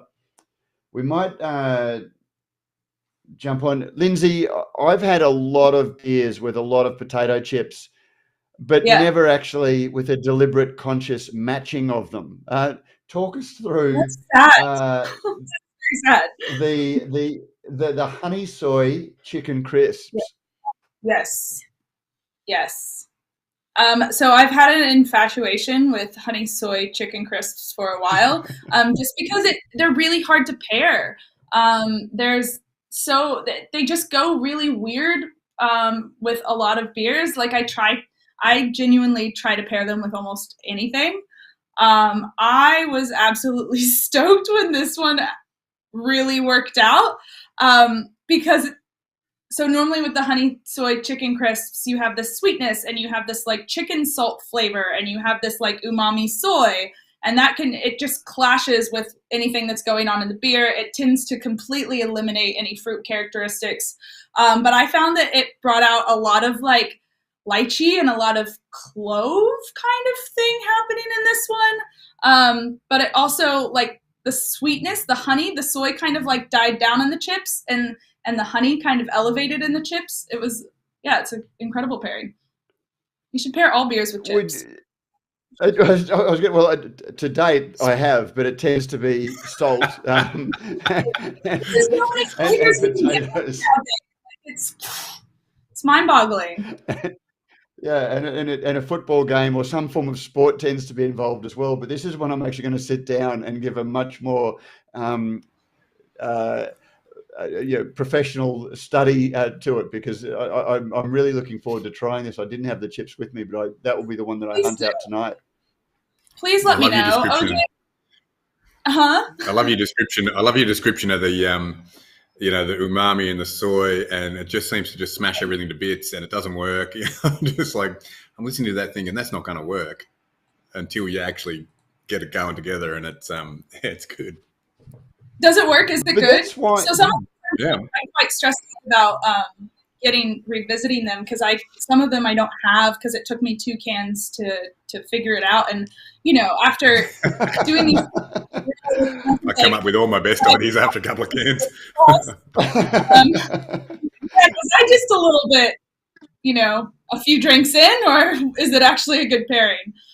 I admire your really commitment and your professionalism. oof. Oof. We Sorry to will come interrupt. back. I Sorry to think we jump might have in. Marcus back. Oh, we There he do have is. Marcus. Marcus, welcome back. Thank you for joining us, obviously, Good. on your phone. Yes. Now, Marcus, talk us through your use of, you probably heard OJ talking about Topaz, that it wasn't one of the flavour varieties that was bred for that, but it's been rediscovered. What was your approach to using Topaz, and how did you come up with the strong pale ale? Well, I think historically for me as a brewer, it goes back to when I started working with Thunder Road. We did a lot of development work at Ballarat Uni using their brewing system. And we threw Topaz in as a joke. It was not a particularly fashionable hop, 10 or 15 years ago. And we put it in, and we had amazing results using it as a whirlpool hop. And the texture from it's unbelievably unique. How does that make you feel, OJ, hearing? But then again, I guess that's the serendipity of the moment. That it sounds like that's the story of Topaz being rediscovered, even if a little ironically at first. I empathise with Topaz quite strongly that it wasn't fashionable 15 years ago, and it wasn't fashionable today, and I really feel it. And but I think the really important thing I take out of what Marcus has got to say is that its impact is quite unique, and that for me, in what we do in this provision of building blocks of flavour and trying to provision diversity into brewers to create flavour, difference has a really high score for me. Let's talk about it like that. It is different. Acceptability or preference or whatever is a bit subjective, but I think it does make wonderful flavours, and they're different from our other lineups. And probably this one I think is probably a bit different from most things that are available, even from other growing regions. So, a pretty cool hop. It's very hard Marcus, not to categorize it as. Yes, sorry. No. So you go. It's very hard not to. It has many exciting features, and I think, in the last couple of years that's just developed, and I started using it at Newstead. Some of those more vibrant and subtle aromatics have come up, such as the lychee, but it's still very heavily a textural hop, and I think you can identify it by that very unique texture, that density that it has, that is like nothing else. OJ raised a really interesting point about uniqueness and having a point of difference on the shelves. Is that something that a hop like Topaz can bring to a beer when, with 600 plus breweries in the country, all targeting similar styles? Does a hop like Topaz let you have a uniqueness to a take on a style? I mean, potentially I'll get sued for saying this, but the main hop flavour in Brunswick Bitter that Thunder Road used to make or still makes is Topaz. It's a very old school flavour that just gives something that nothing else does, and it's very fulfilling, in particular in a dry beer. It brings some of the texture back. We had a talk before about lagers and the use of hops in lagers. Is Topaz a hop that you think could lend itself to that, or would it be more the heavier ale style hop? I think there's scope for both opportunities. We actually, when first approached by HBA, our first claim was potentially as a lager, and particularly a drier lager that was maybe Hallis style, where the hop really got to showcase itself quite strongly. And then as obviously the range of the beers that were in the pack kind of extended and were developed, it was felt, and we worked towards this as well, that the strong pale ale, that kind of Sierra Nevada / Terrapin rye pale ale, was very much the vibe we were going to be looking for. So still some dryness and some spiciness to offset the density of the Topaz hop as the feature. Have you tried it with the honey soy chicken crisps yet? I haven't had the pleasure. The food match that I nominated was a middle of the road banh mi with some spicy chili, and that works particularly well. It's some acid and some spice and some density there. So no, I haven't had the pleasure of it with those chips. So when you say middle of the road banh mi, that's not the brand name. That's a literal middle of the road banh mi. Nothing too distinctive about the flavors.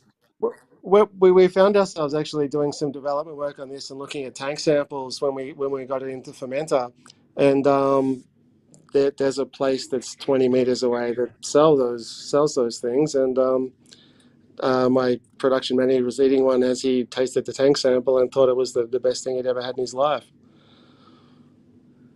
It sounds like serendipity for the win with pairings out of this.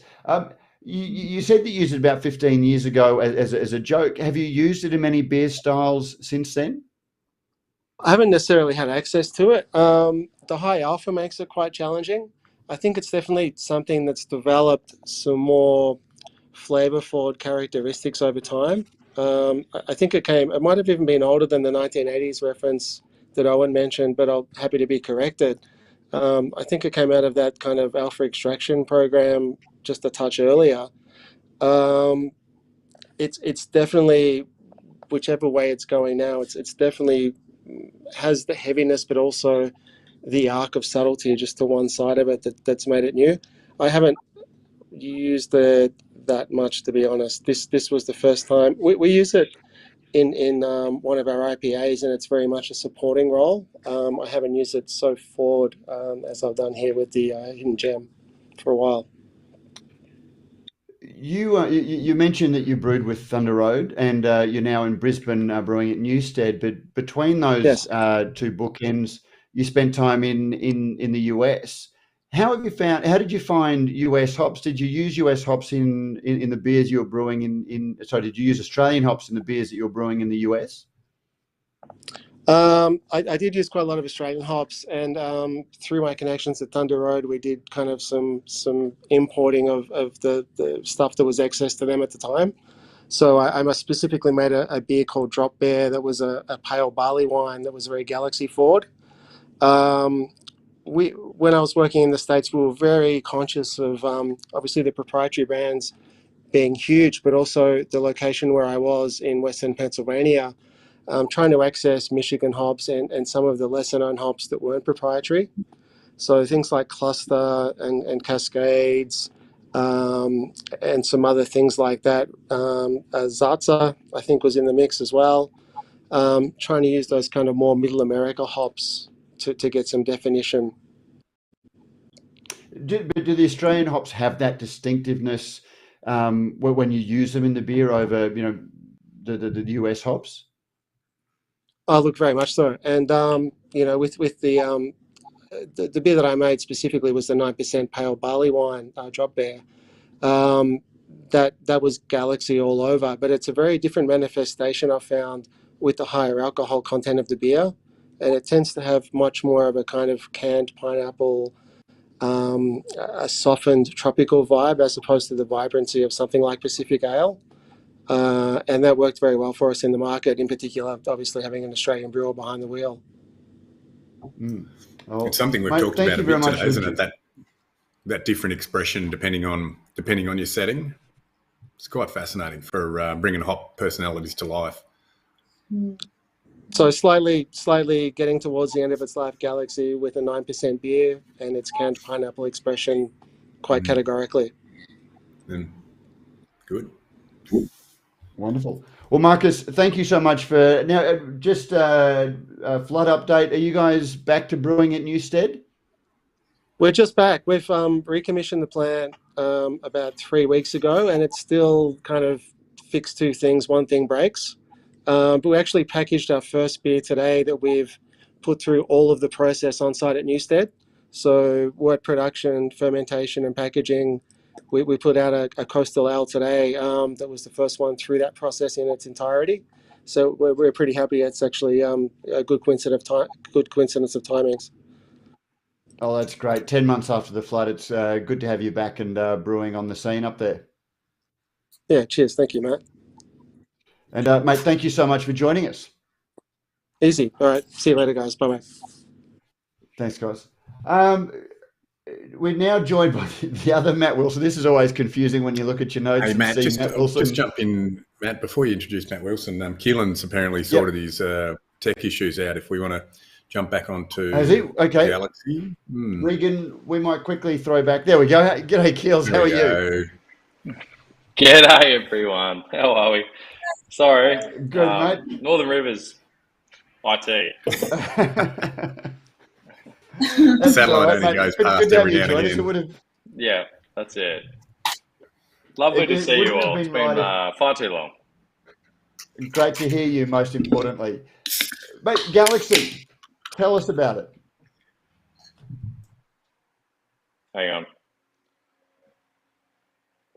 Well, where would we be without Galaxy? It's one of those fabulous collaborative partnerships that's just seen the flourishment of like our brewery, and through our successes, we've been able to promote, but also just work with dear friends, the guys down at HPA. It's just a hop that we both absolutely love and adore, and never strive to continually understand more about what makes it tick. We are still playing with Galaxy to understand more about what we like and what we love about it, and it is one of those hops that is just truly unique. It's the Australian icon of the Australian brewing industry and the hop industry. It is just something that's quite special, and we're very proud to be showcasing it, obviously in this beer, but in a couple of the beers that we make in the brewery as well. I was going to ask that. Obviously, the original expression of Galaxy in many ways was the Pacific Ale, but is it a hop that you use through the Stone and Wood range? Yeah. So obviously, Pacific Ale, was one of the first breweries to commercialize, obviously the use of Galaxy, but it also plays a major part in our other pale ale as Cloudcatcher. So they're the two beers they're the two biggest volume beers, dry hop beers that we currently brew. So it's definitely, and if you ever come to one of our tasting rooms, there's always, whether it's an IPA or some sorts, showcasing at least one of the HPA varietals, always in high rotation. Now, for this pack, you've used the Galaxy in a Galaxy Strong Hazy Ale. When you use it in a beer like this, is there a challenge to keep it distinct from Pacific Ale? So, to make the beer stand on its own merits whilst using the same hop? Yeah, I think so. Obviously, Pacific Ale definitely plays in the more subtle end of the spectrum.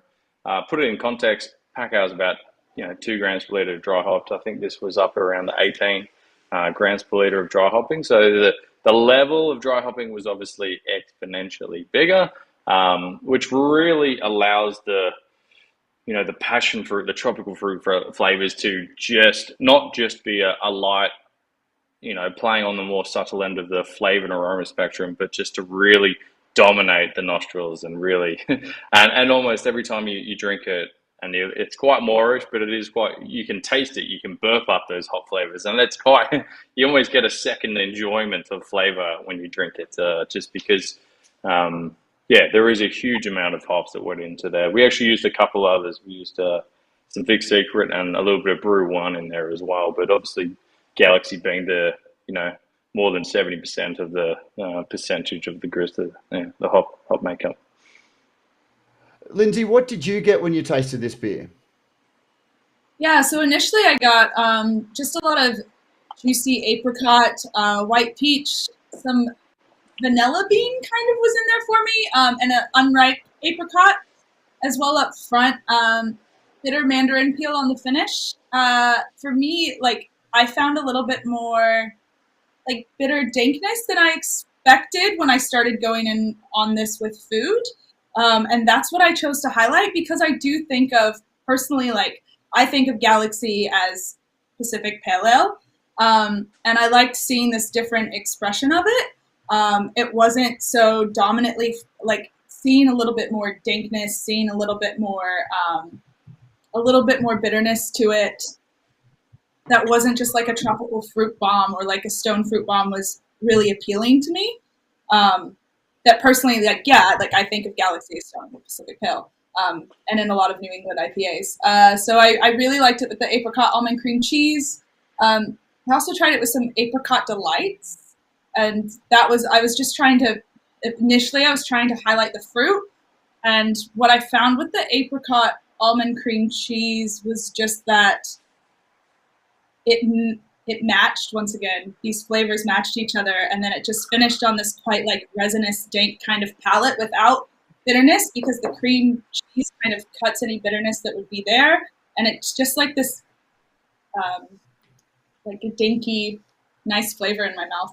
That's sticky. Yeah. Yeah, and this beer hobnobs? actually, it was only dry hopped. Yeah, right. Yeah, so there was actually So the bitterness is almost it's a hop burn rather than than bitterness. It's and it was actually centrifuged out, no yeast into it, so it was actually it's almost just a true expression of dry hopping. Comes across as almost like a hop burn, but actually measurable for bitterness. It's actually low. Yeah, I think it's really cool. It's a pretty good. That's a pretty We're good pretty technical happy with achievement there, Keels. We're disappointed that we didn't make more of it. Is the worst thing at the moment. It's one of the conundrums we face now with these modern styles, and really heavily dry hopped with high alpha hops, and that tightrope we walk between burn versus lovely ISO alpha bitterness. You know, what's acceptable? How is the rest of the beer matrix going to carry what sort of perceived bitterness the dry hop brings? You've got all this lovely aroma. We've been talking a lot about the top notes of hop additions. But let's have a think about how to manage, and hopefully the brewers watching are also thinking about how do you manage those not negative outcomes of very high hop dose rates, but you have to be cognizant of them, and you have to manage them, because if you end up with nothing but burn, it's not going to be palatable. And so, I think you've walked a really fine line here, and in the technical execution of the perceived bitterness to balance the otherwise pretty big and robust flavours that are going on here, and it's all dry hop derived perceived bitterness. That's quite an achievement. And I think I've never made a beer like that. I think booze lifted just a little bit next time. We may have just given that a little bit more balance. But look, we're pretty bloody happy with how it turned out, and it's not very often we get to partner with our good friends and do events like this. It's all beer. Well, mate, I'm glad we managed to I'm glad we managed to get you on and hear you talk about Galaxy hops. Congratulations on the beer, and thank you very much for joining us. Yeah, pleasure. And thank you everyone for this. This is what a fun experience to be involved in, and everyone keep up the good work. Thanks, Keelan. That's Keelan Vaughan. See you, mate. Now, staying in the Northern Rivers, so I didn't mean to punt Keelan early. I'm just very conscious of the time. But we're staying in the Northern Rivers, and I think we've got Matt Wilson, who's the head brewer at 7 Mile. Is Matt there? One. Oh, hang on.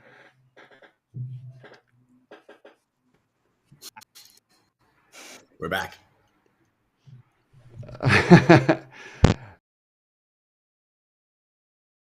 You can do when somebody cuts your power.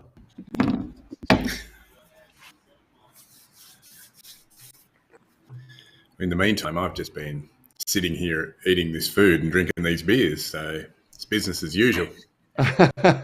Snacks on snacks on snacks.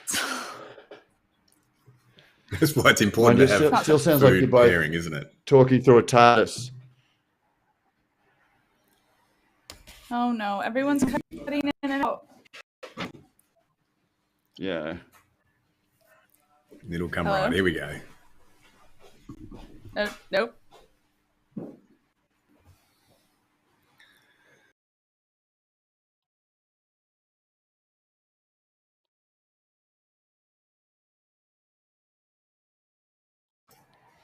And hopefully, welcome back. Apologies for the technical gremlins. Everything was working so well. We lost power at our broadband provider. And that's what brought everything down. So thank you if you're staying with us. If not, you're watching a replay. It is 5 o'clock in non-daylight savings times, 6 o'clock. So the scheduled tasting is at its end, but we are going to push on for the last three brewers. If you'd like to stay on, you're more than welcome to and enjoy the beers that you have. Otherwise, you'll be able to download these as replays later. But thank you very much for joining us, those who have to go. Now, we are moving on. We're back to Topaz, and we're staying in the Northern Rivers where we were with Keelan Vaughan. And I think with any luck, we will have 7 Miles Matt Wilson. Matt, are you there?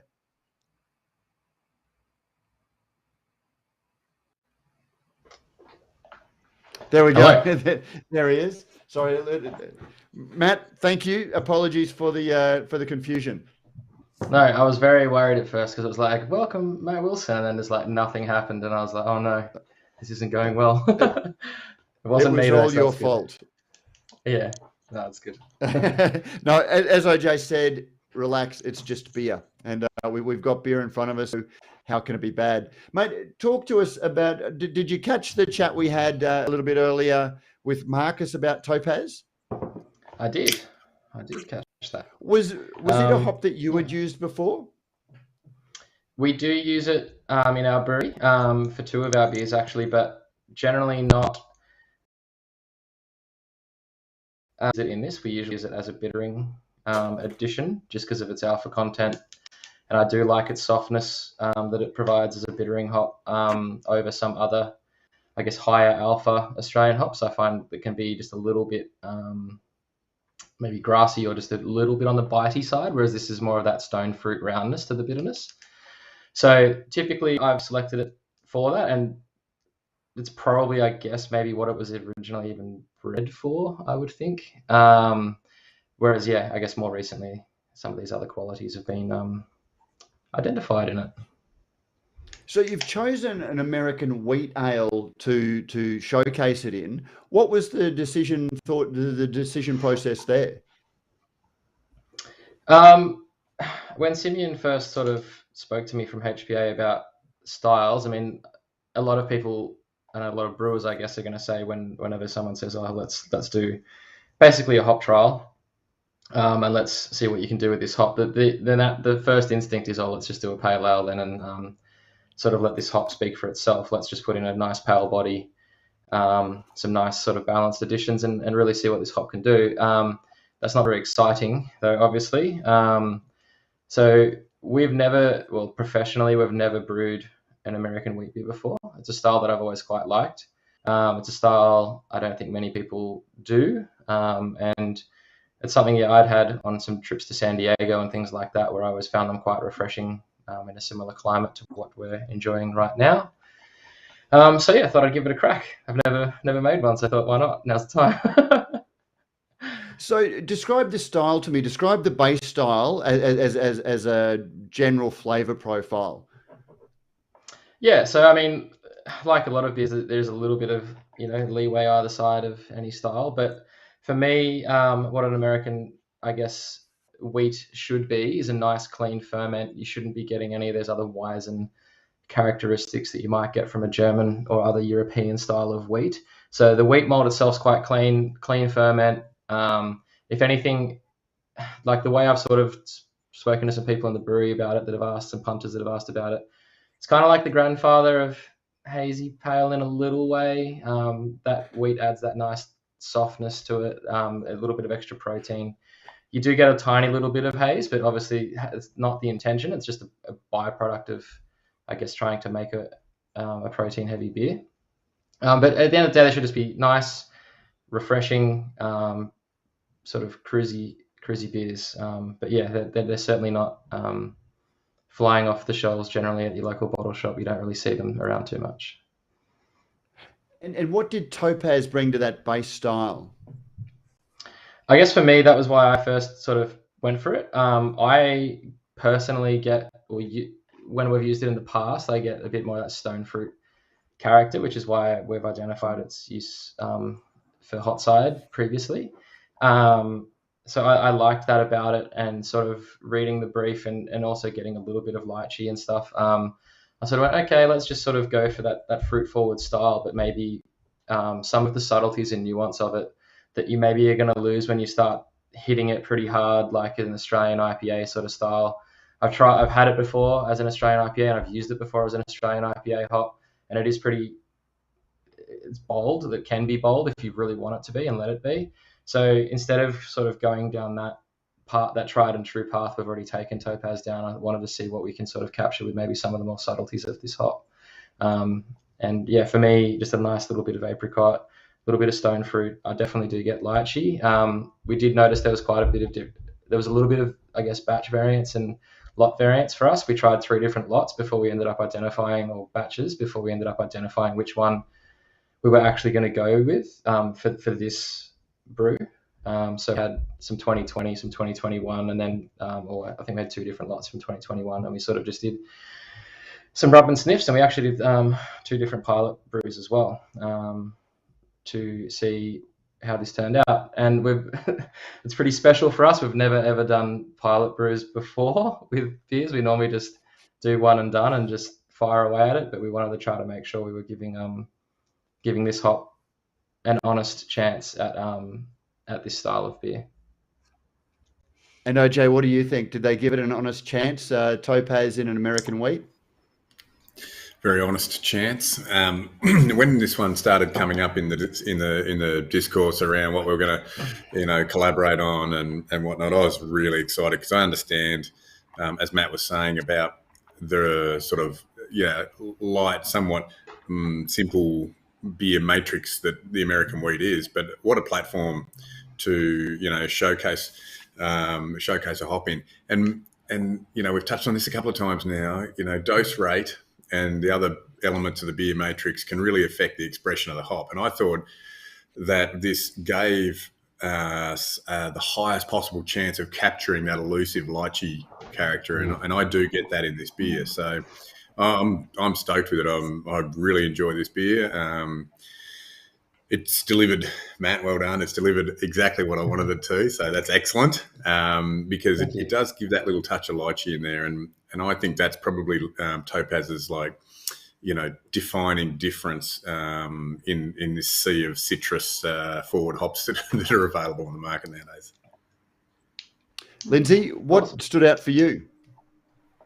Well, one, American wheats are my absolute favorite style as someone who originally comes from Missouri. So I Boulevard Unfiltered American wheat is what I grew up on, and it is my favorite style in the world. And no, there are not enough of them, and that's all I say. Everyone should make them.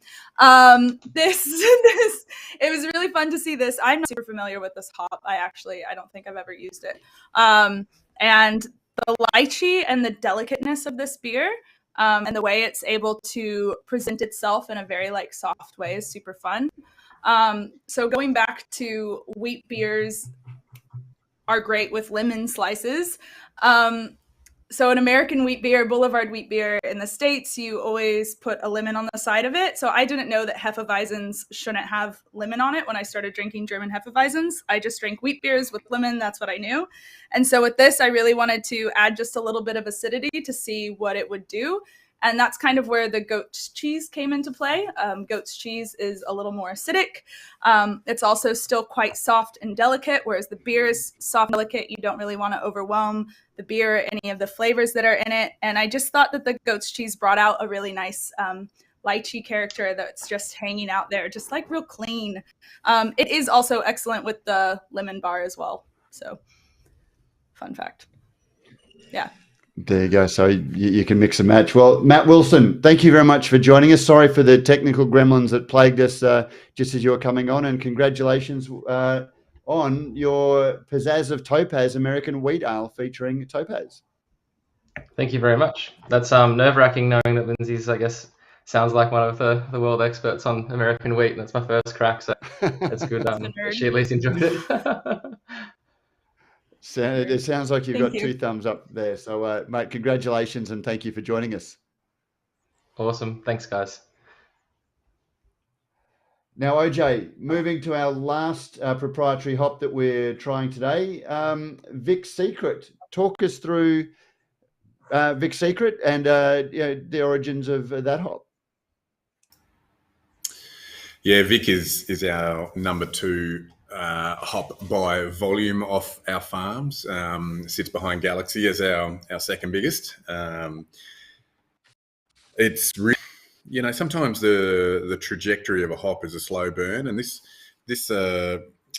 hop Vic was released in the shadow of Galaxy's really rapid uptake, and the awareness and the focus and all the hype was around Galaxy, and Vic was simmering away in the background, and in more recent years, brewers have sort of organically discovered the impact that Vic can make in their beers, and I kind of feel like it's kind of grassroots. Like, we haven't been out there, and hopefully the brewers will back me up on this. We haven't been out there actively like push on Vic. People are discovering it and enjoying the impact that it has, and they're the ones pulling it out of us. They're the ones who are saying, this mix I've got, this hop grist, this Vic is making a big difference. We're gonna bring it on full time. So I think Vic is super grunty, high impact hop. Sort of in its citrus space, it's leading with some pineapple. It's fit for purpose in that West Coast IPA, and anytime you want to even drift into thinking about dank, Vic Secret can deliver that in spades. So it's got some versatility. It's very robust, and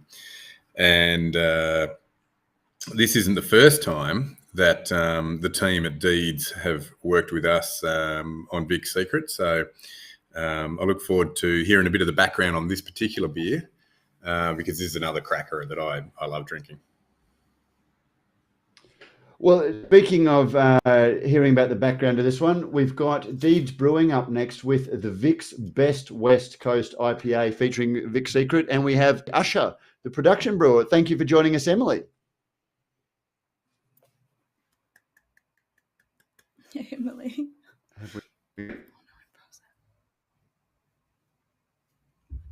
Have we got Emily?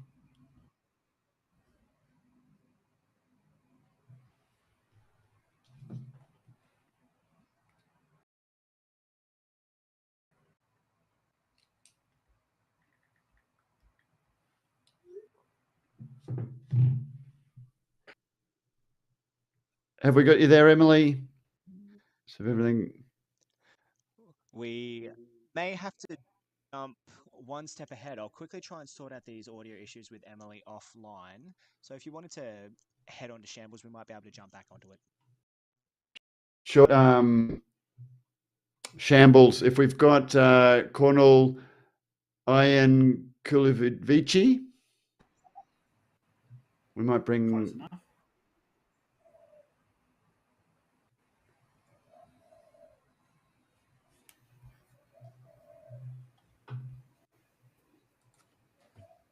Cornel. Hello. Have we got you there? Right. And things were going so well for so long. It's just at the end, I think whoever's driving the tech has been sampling the beers harder than we have. We've been keeping ourselves nice. But anyway, let's get on to the last beers featuring Vic Secret, and we're heading down to Tasmania. Maybe it's the Tasmanian connection, OJ. And we're speaking to Cornel, who's the head brewer at Shams Brewery down there. Are you there with us, Cornel? I sure am. Can you hear me? I can. We can't see you though, but we've got audio, so that's something. So it's for the now, best. First of all, talk me through how the pronunciation of your name. I've not had you on the podcast before. You just don't bother. Saves a lot of time and effort. Okay, Jan Kulovic. Jan Kulovic. Jan Kulovic. There we go. We've got Vivian Topalovic working for us. So thank you for joining us. Now, Vic Secret, talk us through the Big Rooster New World Lager.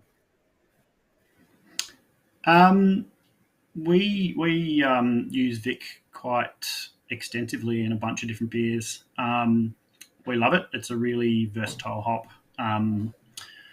It's high impact, but it's usually kind of plays for us a bit of a supporting role. We tend to use it in combination with other things to just accentuate that sort of pine and like tropical, but it's not tropical like a lot of the big hitting tropical hops. It's got a very, it's sort of almost, I don't know, it's hard to say, but this is going to sound weird, but it's subtle big. Like it's got a lot of impact, but it doesn't have a distinctive, for me anyway, like kind of an obvious fruit flavor of what you'd pick. You can get pineapple out of it. You can get a lot of other things, but yeah, we tend to use it in combination with other things. So this was a bit of an experiment for us. When OJ asked us to brew a beer for this, and said, you've got Vic Secret. We were like, awesome, we love it, we use it anyway. And then he said, we've already got a lot of IPA and a lot of big like hoppy beers, and so don't do an IPA, which is made it more difficult. A lot of lagers really, and he said, try doing something different like a lager and see what it does in a lager. So this beer was all about experimentation. Like it wasn't it was very much a kind of seat of the pants kind of brew. Like let's brew a lager, put Vic in it, play with a new product that they're releasing in terms of a Vic derived product, and see what that does. So a bit of experimentation. And well, I think probably the most interesting thing about this beer is that we used Spectrum, which is a new product for HPA. I think relatively, I don't know how long it's been around, certainly new for us. And certainly from a lot of the technical aspects of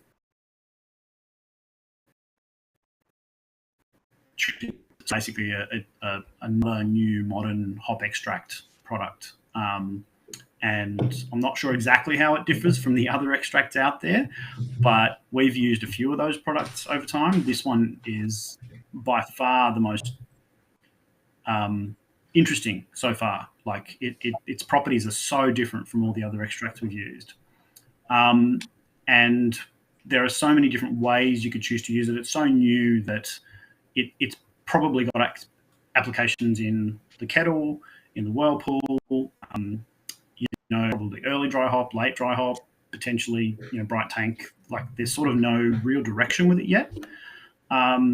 It's very much a bit of a find your own path kind of thing. Like the tech specs for it said you could use it here, you could use it there with success in these ways, and a bunch of breweries are starting to try it out.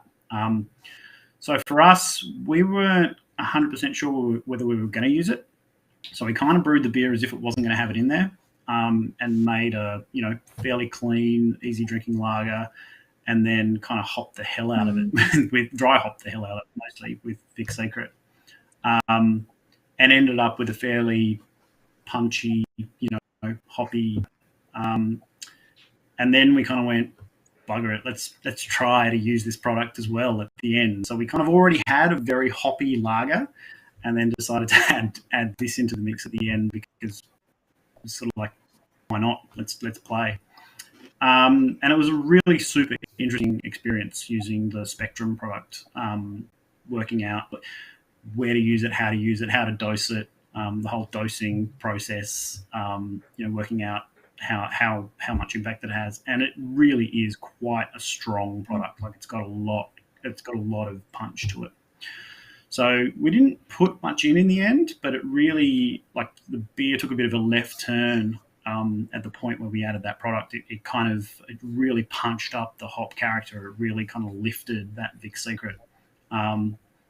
More so, I think, than would have happened if we just added more pellets at the time we added it, which was a very, very late extra post-dry hop addition with this stuff.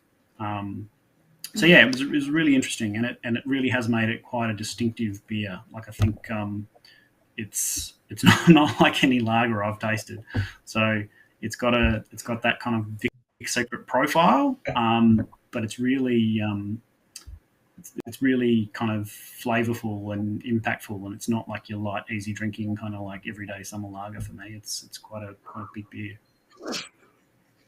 OJ, just tell us a little bit more about the spectrum, because I remember earlier on in this conversation, you said it was 8-1 in terms of the concentration. Yeah, something along those lines, and it's really interesting to hear Cornell's reflection on that very small dose, very big impact, and that's along that line of more punch than you think. I think the benefits from these liquid products are pretty clear, right? They remove all that vegetative matter in the cold side. Beer recovery is maximised, but there is a cautionary tale in this that I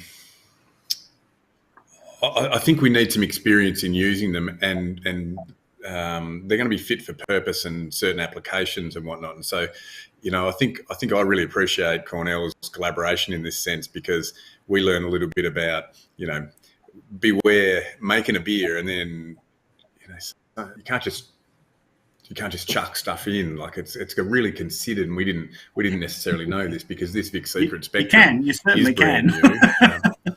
You can just chuck it in, but you might not know what happens. So this product is really quite new for us as well. Galaxy, Eclipse, Enigma, and Vic are all available in this dry hop specific spectrum product.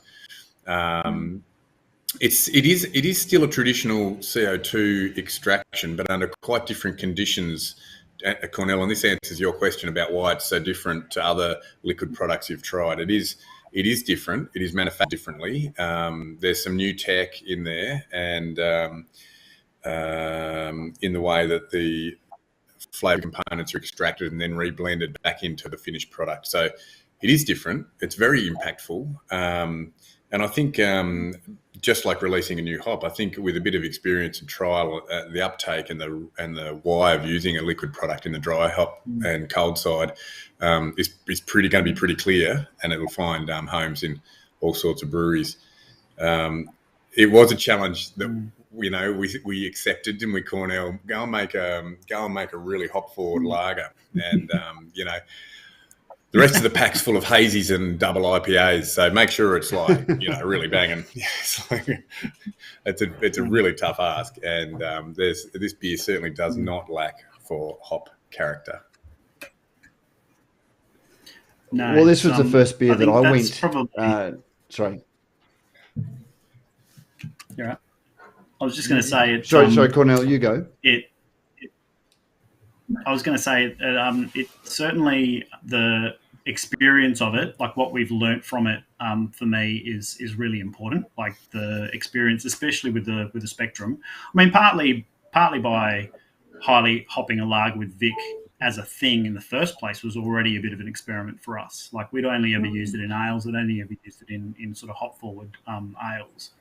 And this before the spectrum, we already had like I think 7 to 8 grams per litre of dry hop in there, because we weren't sure whether we were going to use the spectrum. And at the end, we kind of just went, it's hoppy, it's there, it's good, but let's just try this new thing. Like we've got it, it's there, it's sitting there. We might as well like play with it. So we probably went a little bit overboard in putting that in there. It probably didn't need it. Like it was already a hoppy lager before we did it, but the scientist in me just couldn't resist this like glowing thing in the fridge that was sitting there, and it was free, so that was a bonus. Let's have a bit of a play and chuck it in. But we were like, the funny thing is that we were careful. We did do dosing trials, and we did we thought we dosed on the low side. But its behaviour is just so different to everything else we've used that it really did kind of behave. Yeah, it was probably. There's 2 things I want to say about it that for other brewers to kind of learn, I guess. It looks very different to every other extract I've ever seen. It's dark brown, it's thick, it's gluggy. Now, sorry, a lot of the old school hop extracts look like that too, but this is just somehow a whole different beast. It's I almost expect some little like hand to come out, really does look as powerful as it is. And the other thing that it did that no other extract I've seen has ever done, and all of those oil extracts were kind of primarily used for like kettle addition. So using it in the dry hop was a bit interesting. The other thing it did, and I mentioned this to OJ since, this beer was crystal clear before we added it. Like we'd find it. It was lagered for 6 weeks. It was crystal clear, and we only made 1,000 liters of beer. We added 50 mils of this stuff, and the haze you see in the can is literally since we added the Spectrum.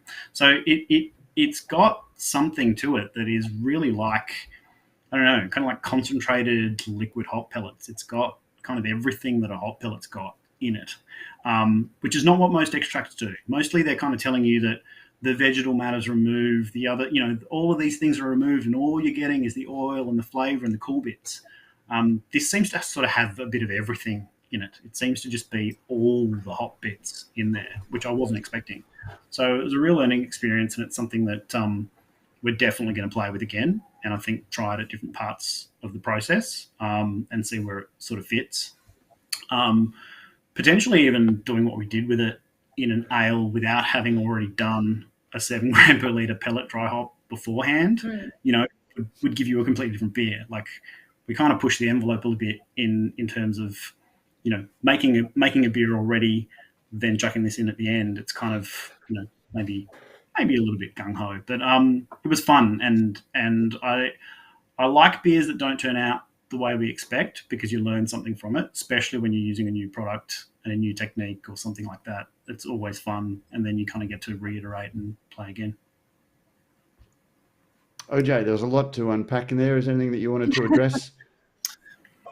I'll jump back about 3 minutes, and that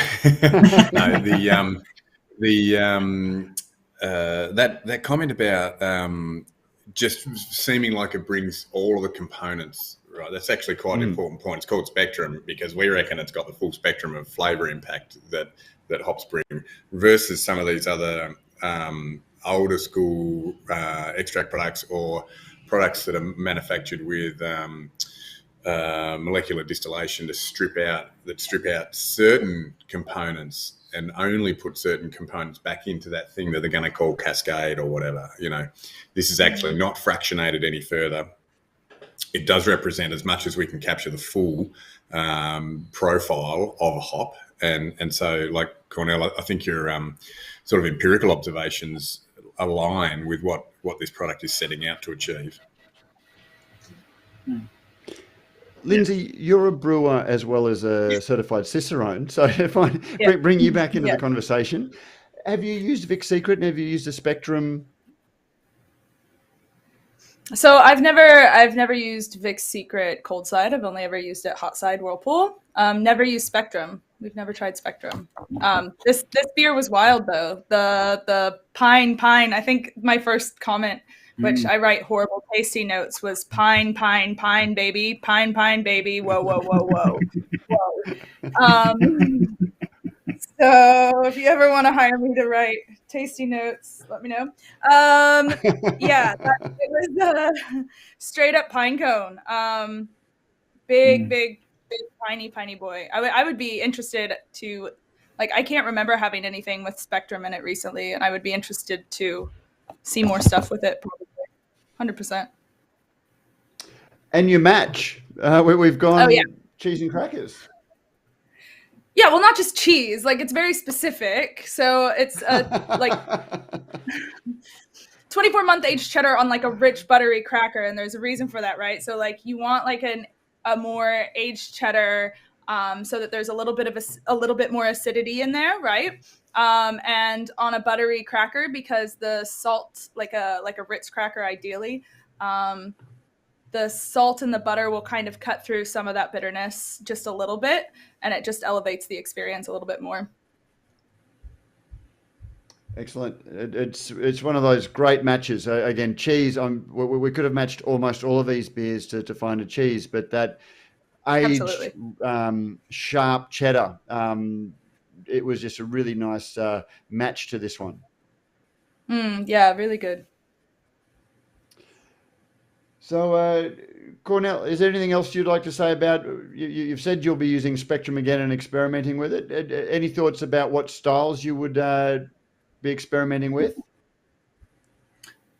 Yeah, I mean, it like obviously lends itself to playing in hoppier beers. Like it's such a strong kind of product that I think our next thing with it, like straight away, as soon as we added it and tasted it, I went, next time Whirlpool some kind of IPA. Like for me, that's where like, you know, completely different part of the process, different style of beer, see what it does there, and just kind of like play around with it until we find, you know, the right sort of fit for it in our process, to see what it does and how it behaves. Kind of like with everything in brewing, really, you got to play with it, and it is very, very, very new. So, yeah, I think there's a bit of the lovely thing about these sorts of products is brewers are kind of happy to sort of talk and share. So as more people use it, they kind of say, "Oh, how did you find it? And where did you use it? And you know, what experience did you have with it?" And eventually, OJ's tech sheets will actually match reality, and they'll be useful in some way in terms of telling us all things in good time, right? Don't let's not get to the end point straight away. Hey? No, the spec sheet's like put anywhere between 1 and 3,000 grams per litre in any part of the process you see fit. And you'll get some sort of flavour profile that starts with a C. I don't know, but it'll be crap. Yeah, it'll definitely be hoppy, in some fashion. Yeah. Oh, mate, thank you so much for joining us, Cornell, and sharing the beer with us. And I think.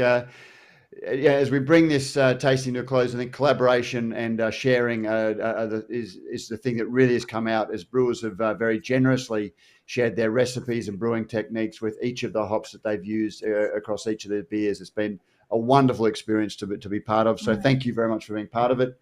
Owen Johnson, anything you'd like to say before we bring the tasting to a close? Apart from absolutely. So the brewers are very complimentary of the teams behind the scenes here, and I've got to do the same with my team. Grace, Jamie, Elise, the engine room of the HPA team that puts this together. There's literally hundreds of moving parts trying to pull 12 collaborations together into a public-facing box that's retailed out to the public. So thank you to the team. Well done, great job, Regan and Jamie. You know, relax, mate. I'm so sorry. Just quickly as well. Speaking of, before we bring things to a close as well, in the midst of all the chaos and losing everything, we do have Emily back online, and she has been waiting so patiently. So I would hate to miss out on her amongst all the chaos and blackouts and everything. So if it's all right with you guys, I'd love to still be able to throw over to Emily and hear all about her beer. Emily. Sure. If Emily's there, maybe bring Emily up and we can. Hey, Emily, how are you? Hi, Emily. Oh no. No. Oh no. Oh no. Audio before and everything. I think we changed headsets again, and that they're having that same original issue. Do you have that other pair of headphones, Emily? They were working fine. I could see your audio. Yeah, those ones were working brilliantly. Let's change back. The joys of the 21st century in technology, right? Hopefully we can get these ones working again. Have we got you there, Emily? Yourself. Oh, no.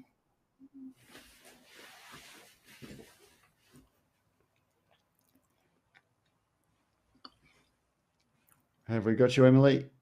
No.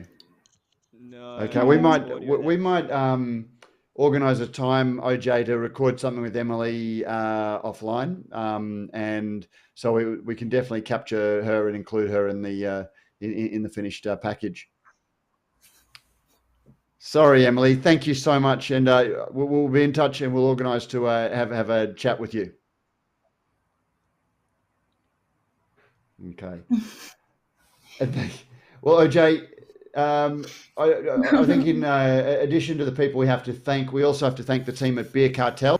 who managed to get this out around the country to all of the people that have joined us for the live stream tasting today. And congratulations on that. Sorry, I've everything's happening now. Yeah, well done to the team there at Beer Cartel. Thanks again for their support and doing such a good job of their part of this thing to bring this mixed pack out to brewers around the country. So thank you to you guys.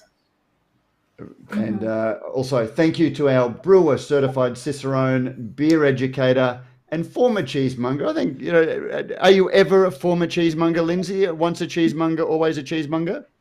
Always. I mean, to be fair, I sometimes still pick up shifts at Maker and Monger for funsies. So mainly just so I can sample free cheese all day.